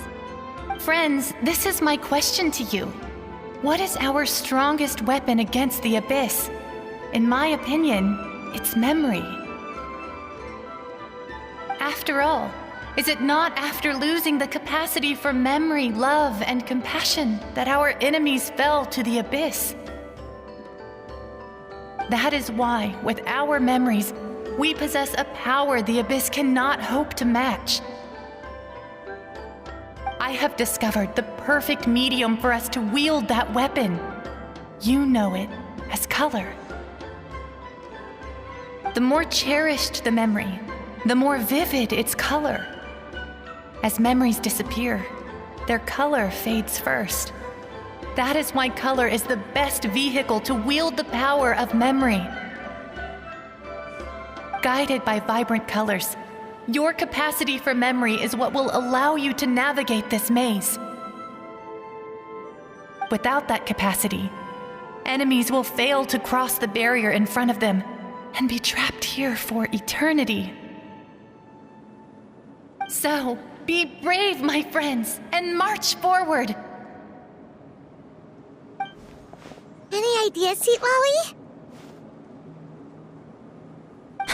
Sounds like she left a tutorial. Not surprising. She always did have to handhold her talentless students. Follow me.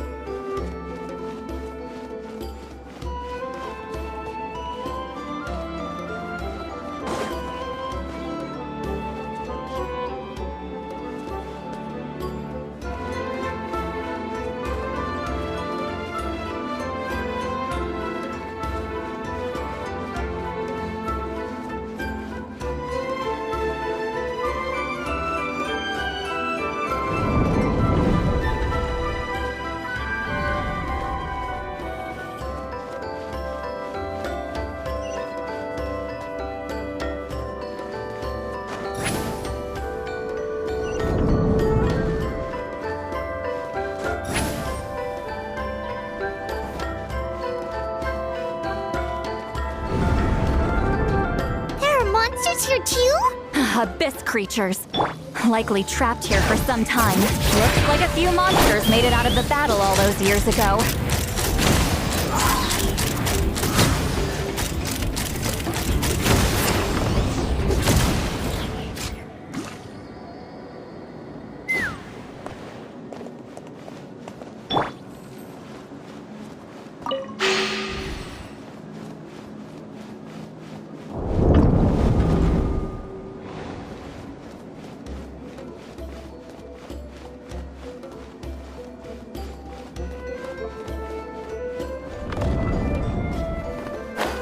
What's with these color-changing blocks? You and Sweet Lolly fell through all of a sudden. You scared Paimon half to death! Must be one of the mechanics of the maze.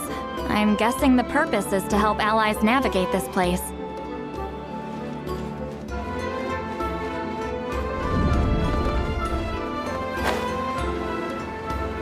Oh no! More monsters? Ah, shoot. They're blocking the way forward.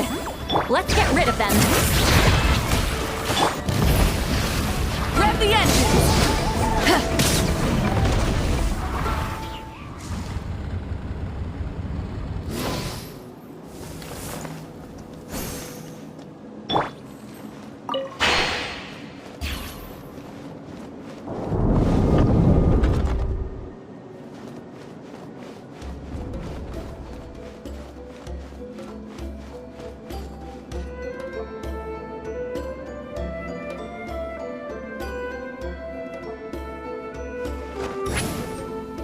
This place is so pretty.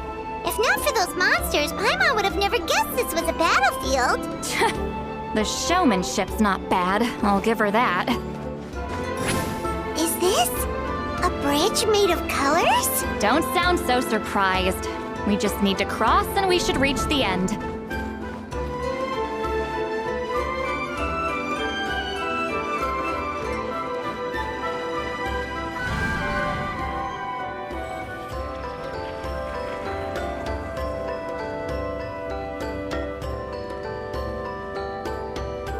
We're out! Looks like we made it through the maze.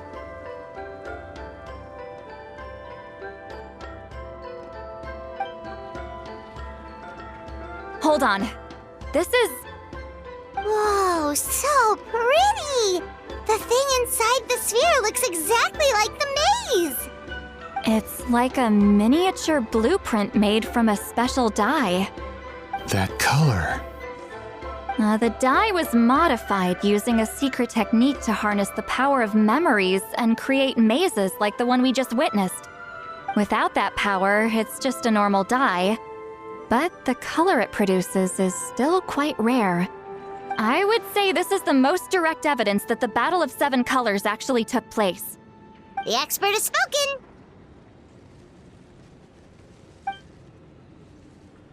Perhaps I could take a closer look? It's an important piece of physical evidence, after all. No, you may not.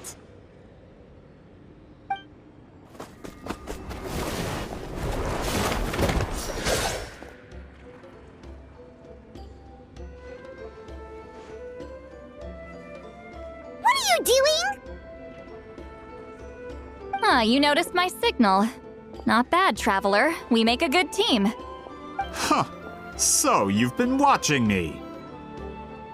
A self-proclaimed book merchant who's never heard of Shogun Almighty reborn as Raiden with unlimited power? Please, that work was a commercial success across Teyvat. I knew you were fishy, but I didn't expect you to pull something like this. Monsieur Montluçon, we just need a few pictures for our research, not the artifact itself. What if it gets damaged or destroyed? Shut it! I couldn't care less about preserving this piece of trash. I would destroy it right now if I could. But then there would be no evidence to prove the battle took place! What if that was my goal all along? What? Pretending to be a book merchant? Pretending to promote the history of Nightwind and its heroes was the only way to get information out of the people in this tribe! But make no mistake, I'm no lowly merchant. I am the future owner of the largest printing company in all of Teyvat. But the dye in that sphere ruined all my plans before they could even get off the ground. We've received a report that your advertisement in the paper makes false claims. Fontaine Law demands it be taken down immediately. False claims? The dye I advertised is an unprecedented innovation. It produces colors of unmatched radiance. Unfortunately, its qualities are neither unprecedented nor unmatched. According to the lady who made the report, she saw a woven scroll in Mictlan made with a similar dye. Even more miraculous, that substance dates back hundreds of years.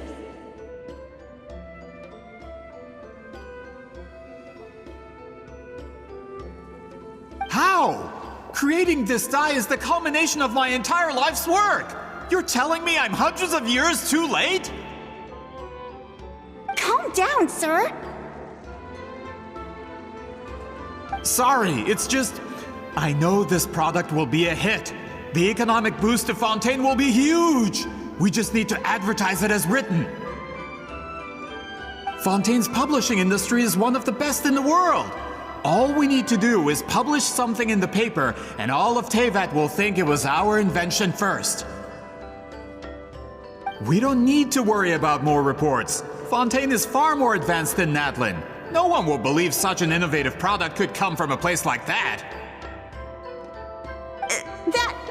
That goes against all of Fontaine's advertisement regulations. We can't do that. What if I give you a portion of the profits? All you have to do is let the advertisement stay. You're trying to bribe me? Careful. I'm dangerously close to reporting this to Monsieur Novelet.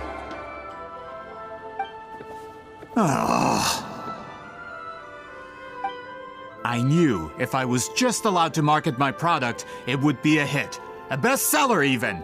I would be a giant in the printing industry. But now, no one will see it as anything more than a poor imitation marketed centuries too late. No matter how good the product actually is, not a single one will sell. I will never accept that someone from this backwoods, ignorant nation could come up with that dye. Not 200 years before me! Even when the truth is right in front of you? Ha! Truth is in the eye of the beholder. I'm already in the printing industry. I can go into publishing, no problem. All I have to do is destroy this sphere, write a detailed report about my findings, and publish it around the world. Then, the so-called truth becomes your word against mine. Once my report is accepted as fact, no one can accuse me of making false claims. That's awful! What happened to restoring the truth of history? That plan hasn't changed. I will continue to spread my truth for all of Teyvat to see. Ah, you mean a hero of Natlan who's not actually from Natlan? And a great shaman who, according to rumor, abandoned her tribe long ago? From a practical perspective, there's no reason for either of you to stand against me. Shows what you know. Oh, since you like rumors so much, have you heard the one about what happens to people who get on my bad side? Ah, the wrath of Granny Itzli. Like I said, our interests aren't at odds. I knew from the beginning that you would accept my invitation, considering Huitzilin was your rival. You've lived longer than her, you're far stronger than her, and yet, she has always been more revered than you. Now, that can change. With the backing of the printing industry, I can take any book and send it to all four corners of Teyvat. This part of Natlan's history will be mine to tell. And in my version, I can erase the Battle of Seven Colors. You can be the one to have all the glory. That's not real history. That's a no, then? Your history means nothing to me. But it's not allowed to stand in the way of my Mora. Done running your mouth? Good. Before handing you over to the tribe, I think I'll have my way with you first. If this comes to a fight, per my contract, you're gonna have to go through me.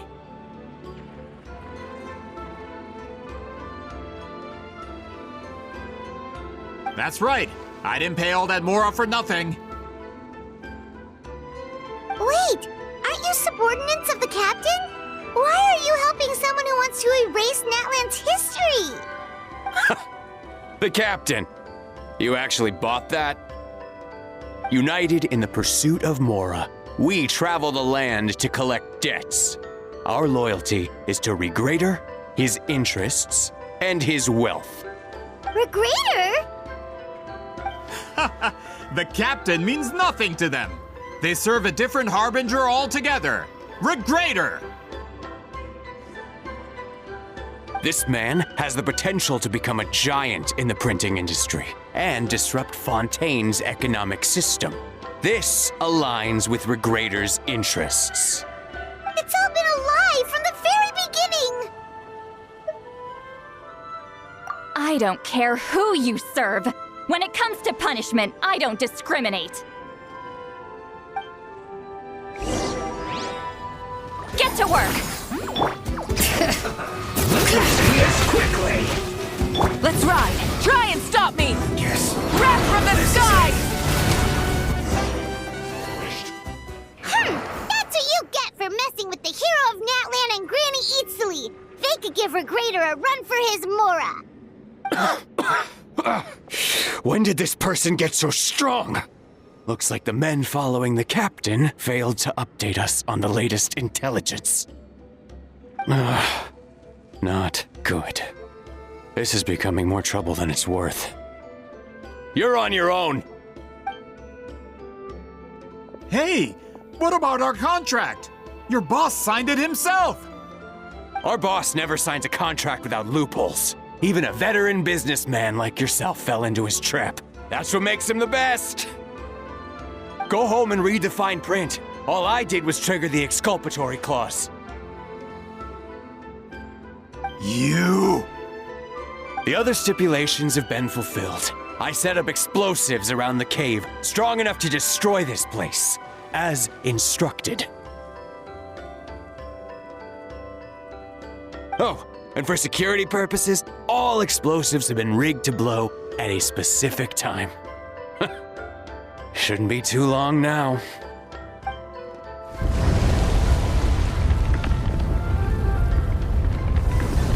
What? This whole place is gonna collapse? You were supposed to wait until I made it out. Are you trying to kill me? That depends on how fast you can run. I'm off.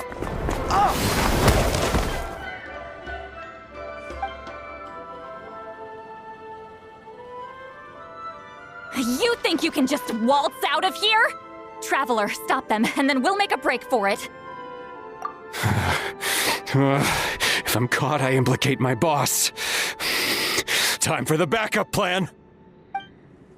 Wait, don't!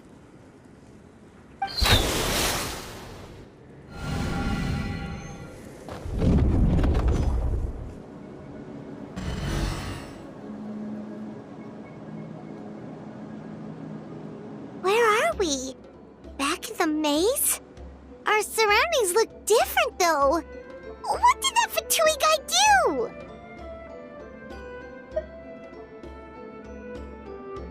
Good point. She'll know how to get out of here. Let's hurry. If we don't make it out before the cave collapses, we might never be able to leave. Let's see. Seat Lolly! Oh, looks like it's not gonna be that easy. What should we do?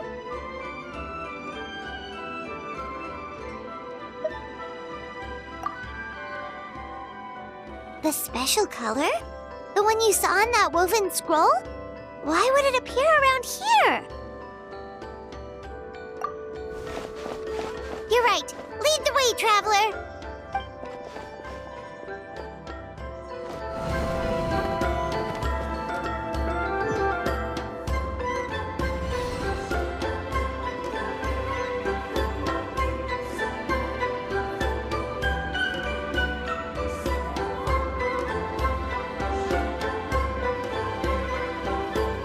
He triggered it just like that? If the technique isn't activated correctly... Instead of a realm of memory, the subjects in question will be trapped in a temporary space like this. If you cannot escape in time, it's mutually assured destruction. But I can't fault someone for using it as a last resort. I knew it! Someone of your skill wouldn't leave behind memory fragments just to parrot instructions. You must have the capacity for conscious thought. I appreciate the compliment. It's been a long time, my friend. This is no time for a reunion. The cave outside is about to collapse. I know time flows differently in this place, but that still doesn't leave us much time. Can you help me get out? You misunderstand, Seatlolly. I'm nothing more than a fragment of memory. There's not much I can do. What do you mean? This space can be manipulated, right? The exit of your maze. I remember its structure. If I create an exit here, I can leave. You just need to tell me how to manipulate this space. The maze you saw earlier was constructed using the memories of many warriors of Natlan. When people leave deep impressions on each other, their memories form connections. These connections are particularly strong between comrades in arms. That is how I created my maze. The connections between the memories were my needle and thread, and the special color was my fabric. But if that color is crudely combined with an isolated memory, one without connections, you get a place like this. This space is a combination of my color and your memories. There is no way to alter or construct anything within it, because there are no connections at your disposal. Over 200 years, and not a single lasting connection. This is my punishment, huh? Well, at the very least, you have a connection to me. Otherwise, I wouldn't be able to appear in this space. That's only because you never gave me a moment's peace. Still, it's a shame you're not around. You said it yourself. A memory fragment can't be used to create the connections I need. Sweet Lolly. But now that I have the chance to talk to you again, I need you to give me an answer. Your special technique. You didn't pass it on to your students. You passed it on to the rival you could never beat. Me. What I want to know is, why? So you figured it out. After what I saw in the maze and everything you just told me, I'm certain the technique at the center of all this is the same one you taught me all those years ago. But you never brought up the fact that you used it to win a battle. From your description, it might as well have been a simple color trick. I'm getting the feeling you always meant for me to come here. But if this is a foreshadowed event, I'm not happy with the narrative setup. Sweet Lolly, ever since you learned that technique, you've been able to see a special color, haven't you? You mean... That color is the core of the technique. But it isn't my invention. It's something I discovered in the work of our ancestors. More specifically, you could call it the color of memories. In truth, passing on the technique is a process of using that color to tint another person's memories. Yes, the technique has the power to decide victory. But in my opinion, the capacity to add color to someone's memories is where the true value lies. You are fated to live a far longer life than me, Lolly. I couldn't bear the thought of all those years existing as a blank canvas in your memory. So I wanted to leave a little color behind. Your color, you mean? One day, you too will want to leave behind your color in someone else's memory. When that day comes, you will understand my decision.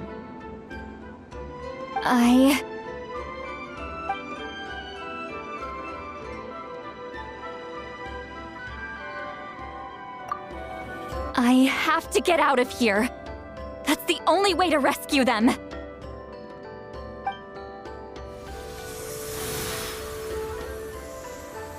Sweet Lolly, what are you... I understand the true principle of this technique now. If I can't construct an exit, then I will separate this color from my memories by force. But you could lose a portion of your memories that way. I know, but my memory is just a blank canvas I've neglected for 200 years. My friends are worth the risk. Traveler? When you entered the realm of memory I constructed, I used your memories to learn about your recent experiences. I have a feeling you're the one who will be saved this time.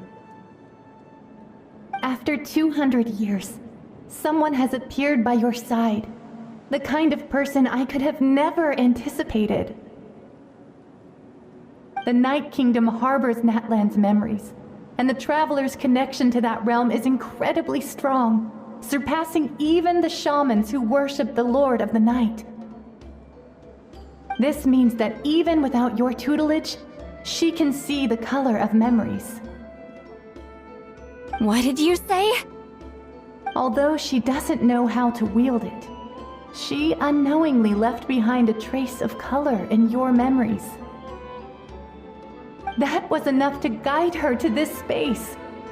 You now have a connection at your disposal. Well, Sitlali, it looks like part of this was foreshadowed, but the rest is a surprise. Traveler? Traveler! That's Sitlali's voice! She's just up ahead! This is goodbye, my friend. Your memories over the past 200 years are much more than a blank canvas. Cherish them. Wheatsealing. Sitlali! Paimon! Traveler!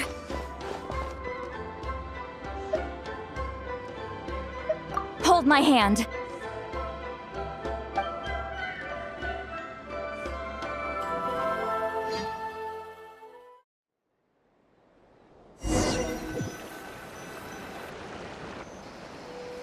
Did we teleport out? Man, that place was so... Woo! We made it out just in time!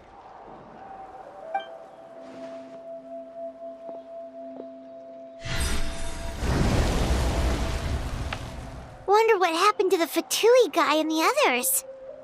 He was most likely trapped inside that space, just like us. The external structures supporting that space would have collapsed with the ruin. Unless he managed to escape, he would have been crushed. He still preferred that to being caught, huh? They were standing a bit further away, right? They probably weren't pulled into the space. Maybe they already made a run for it. Hello? It's one of Maluson's employees! Quick, restrain him! Oh, I can explain. I had no idea Malu-san was such a terrible person. I couldn't stop him from running, so I stayed behind and tried to find people to help rescue you. I'm so glad you managed to get out of there. Either way, the guards will take you back to the tribe. You'll be their problem. I understand. Anyway, I'm not here to harp on you. I just need to know one thing. Which way did he run? He went that way, but I'm not sure if you can catch up. That way? Huh. Unless he suddenly grows a pair of wings, I think we're okay.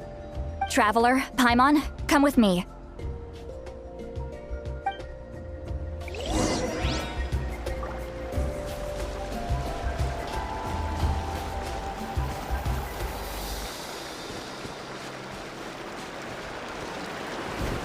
Hey, it's Elder Tlapo and a group of Ictomisaurs! They caught Maluson! Something felt off about him yesterday, so I set a few things in motion. Looks like it's time for that foreshadowing to pay off. My bank balance! No! No! What's wrong with him? That's one of the tricks Claw uses to scare people. He makes people hallucinate the thing that scares them most. It's particularly effective on weak-minded people like him. Serves him right! I know, it was a lot to ask, making you come all the way out here during the day. Was that a declaration? Elder Tlapo didn't appoint us to a whole other task, did he? Forget about him for now. The Ictomisaurs will make sure Montluçon doesn't escape before the guards arrive. In the meantime, we have unfinished business, remember? Right, the special scroll! But the die is buried underneath a bunch of rubble now. Don't worry, Wheatsealing's technique hasn't been lost at all. Come with me, I'll explain everything at my house. Oh, and Traveler? Everything you said about memory, I finally figured out my answer. I knew you'd want to tag along. Let's go.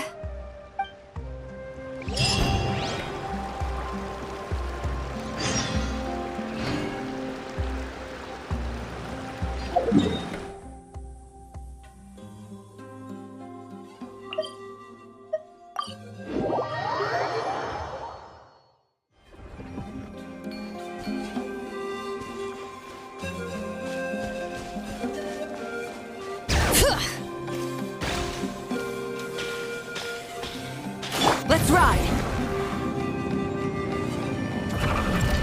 Full throttle! Yeah.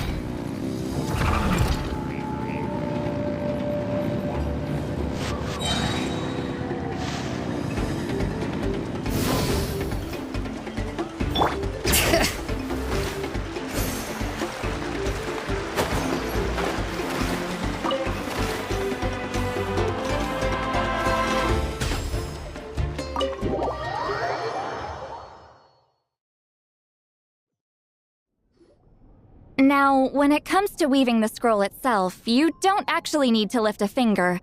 But if we're going to pass on Wheatzealing's technique, your participation is critical. What are you saying, Sweet Lolly? Follow me.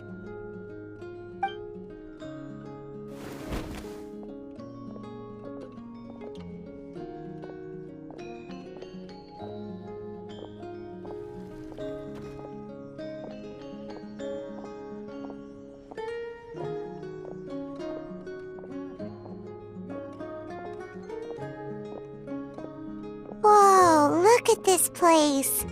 Do you weave scrolls too? Scrolls. Scrolls? I thought you were going to show me your masterpiece. That I am, old friend. The technique I'm about to show you directly relates to woven scrolls. Fine. What is it? Something that can turn the tide of war or prevent a great disaster? You probably want to challenge me, right? I know you don't have the strength for a real fight, so I'll let you beat me with words. Old friend, my life is nearing its end. I'm afraid I don't have time for another match. Hey. Don't worry. I trust in the belief of our tribe that death is not the end, but the beginning of a new existence in the Night Kingdom, where everything is made of memories. So, do you know why our ancestors insisted on using colorful, woven scrolls to record our history? Because history is the memory of a people. We give our scrolls an orange hue, so the dead can still feel the warmth of the setting sun. We decorate them with kernels of grain fruit, so the dead can still enjoy the abundance of our harvests. I know that, but something this important? Why entrust it to me and not one of your students? As your friend, I admit, I'm being a bit selfish. I don't have long, Sipali. I'm not sure I can truly explain my decision. But I know you will understand one day. For now, will you accept my final request? Just this once. I understand now, Wheatzealing. Just like you said I would. Claw, help me move this outside. I'm going to color it.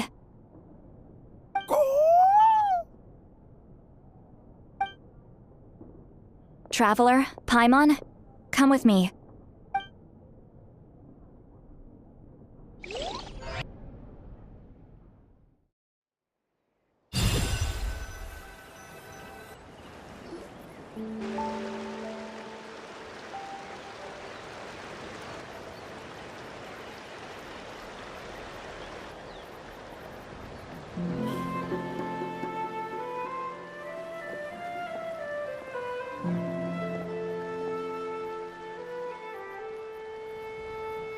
We are like birds, soaring through the horizons of time.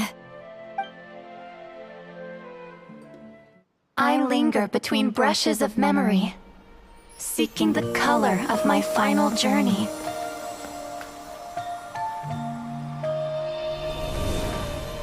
When I get there, may there be feathers to paint the sky, shades of rose.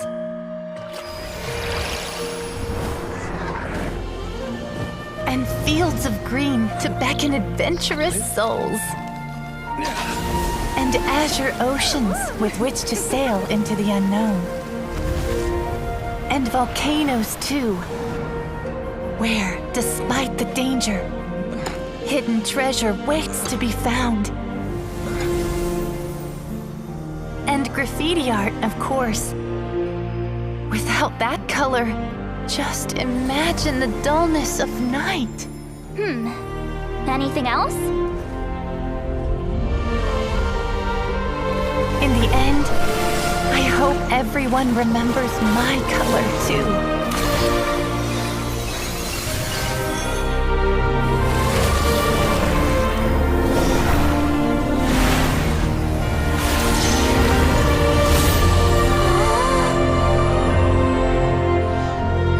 In the end, I hope everyone remembers your color too. All in all, it was just a technique for coloring a scroll.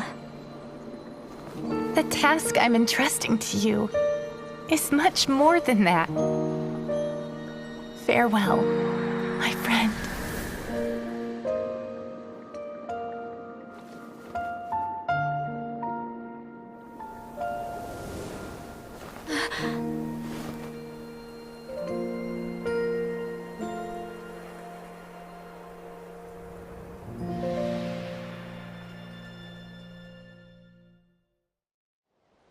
I knew you would understand. This is the special scroll. How did you know how to weave it, Seat Lolly?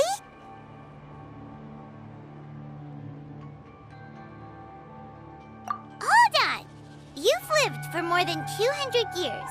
You know how to weave the special scroll. That must mean... you're the one behind the gifts from the spirits!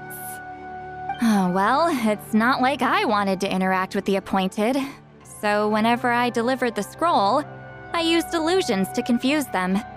The fact that it turned into some kind of divine intervention is because no one was skilled enough to see through my tricks.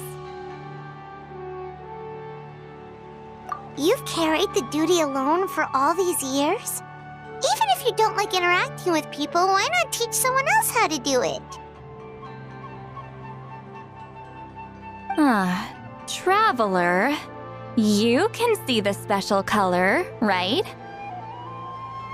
The essence of that color is memory. That means completing the special scroll is a process of searching for color within your memories. Passing the technique on to someone means sharing your memories with them. You need to leave traces of your color in their memory, and they must do the same. Even though I only confirmed that today, I've had suspicions for a long time.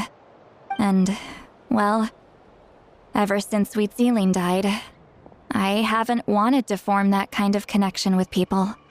Oh, yeah. It was her final wish, so I kind of resigned myself to taking on the burden forever. After all, I have all the time in the world.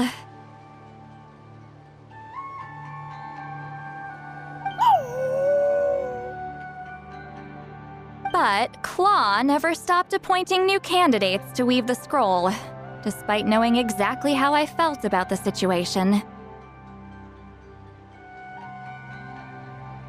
I knew exactly what he was doing. And yeah, if I ever did share my memories with someone, I guess that person would be a friend. But it never got to that point. This time, though, you win, Claw. Take this. I guess it's my response to what you told me the other night. What is it? If I had to choose my color, it would be the color of this handkerchief. Countless people exist in my memories, and I know one day that will be my fate too. A memory living on in someone else's head. Since you have a long lifespan, you're the perfect candidate to bear this memory and carry my color in your mind.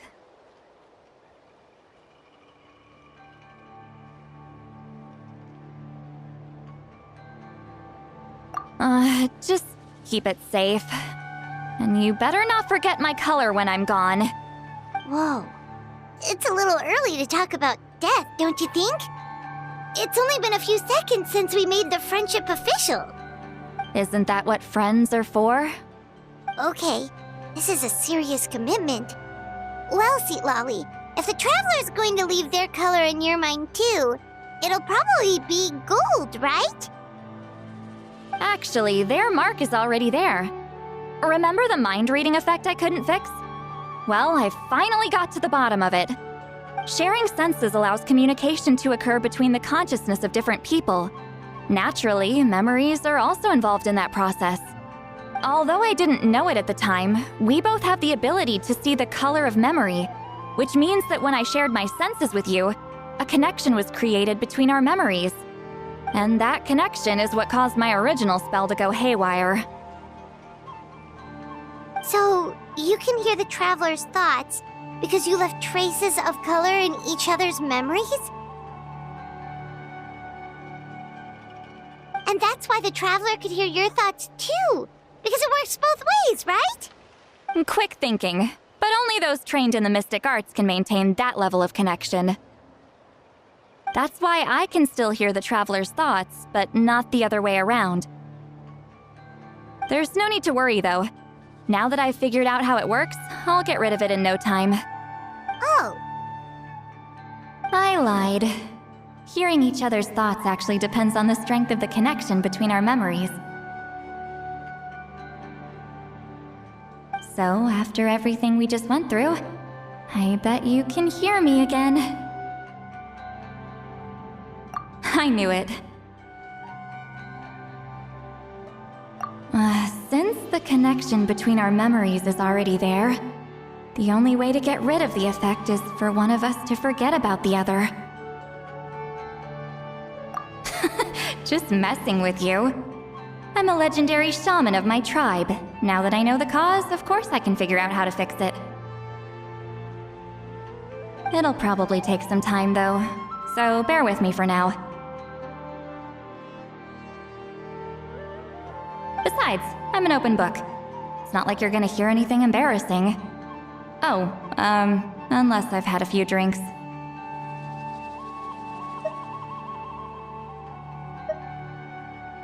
A shame?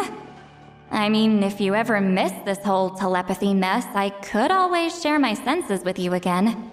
No promises, though. Some thoughts are better kept to yourself.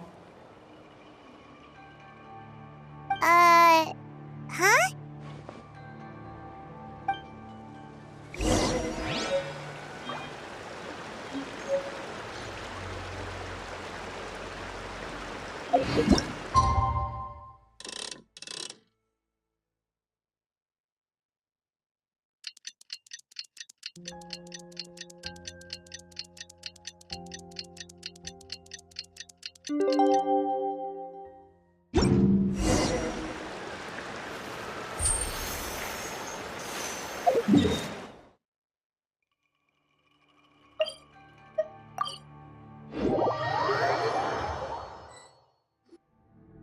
Ah, you did it?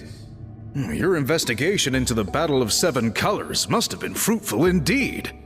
I do hope you share what you learned. Wow! The scroll is finished already! Elder Talapo's wisdom is never wrong. Yeah, we should explain. Take it away, Traveler!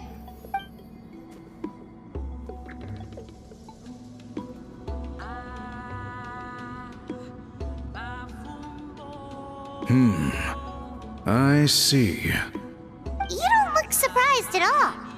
It makes perfect sense. History is the memory of a people. If we want to depict it, a dye derived from people's memories is, of course, the best choice. Now, it's just a matter of preserving this secret technique. From your description, it sounds like learning the technique requires the previous holder to share their memories. Well, yeah. In that case, I must work with our priests to reinvent the technique based on the principles you described. After all, memories are precious things, meant to be shared with those closest to us. I cannot take that choice away from you, Traveler. You completed your task admirably. Finding a way to carry on that legacy is now our duty. All right, we'll leave that to you. And please pass along my thanks to Granny Eastglee. We interrogated the Fontanian merchant she apprehended, and it turns out he is the reason some among our tribe started to question our history. He hired people to spread misinformation about the Battle of Seven Colors. The recent friction within the tribe is entirely his doing. We now have a record of his crimes, and will begin working with Fontaine authorities in a few days. So he was behind the controversy in the first place. Guess it's easier to investigate when people are already questioning something. Anyway, that clears it up. People don't just question their history out of nowhere. Until we meet again.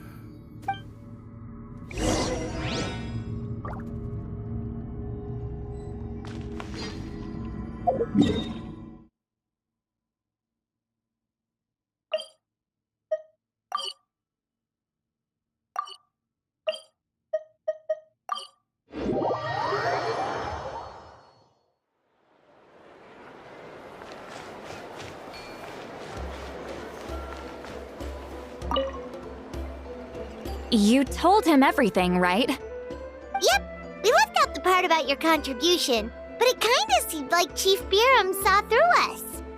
You could have just said it was a gift from the spirits.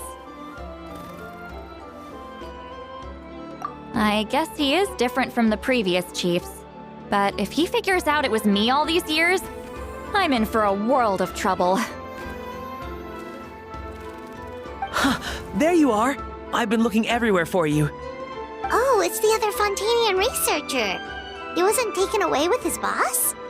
Please, call me Allier.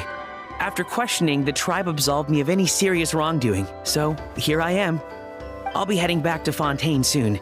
No employer means no funding, after all. But I wanted to finish my investigation first. I'd like to ask some questions about Huitziline. I want people outside of Natlan to hear her story, but my understanding still has some holes. Questions? Why should I let an Outlander tell our stories? Don't misunderstand. I have no intention of twisting your history or using it to make a profit. It's just honest curiosity, I assure you. I believe amazing stories deserve to be shared with the world. Culture thrives through dialogue and exchange. All right, you can ask your questions, but be quick. I have important plans after this. Important plans? Oh, thank you very much.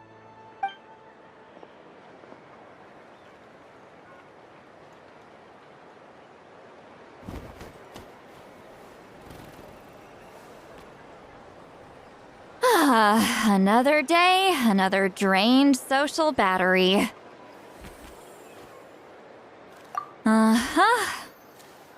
Hold on. You owe me a pair of books. Oh, that! When it comes to light novels, your memory is like a steel trap, huh? You're telling me. Yeah, it's not gonna be easy. You might need to go to Yai Publishing House in person. But I don't need them right away.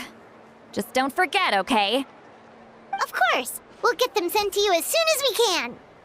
Sent to me? Nuh-uh. I don't want a stranger knocking on my door when I'm hungover. Here, just take this. And this is? The key to my house. Don't bother knocking next time. You'll disturb my sleep.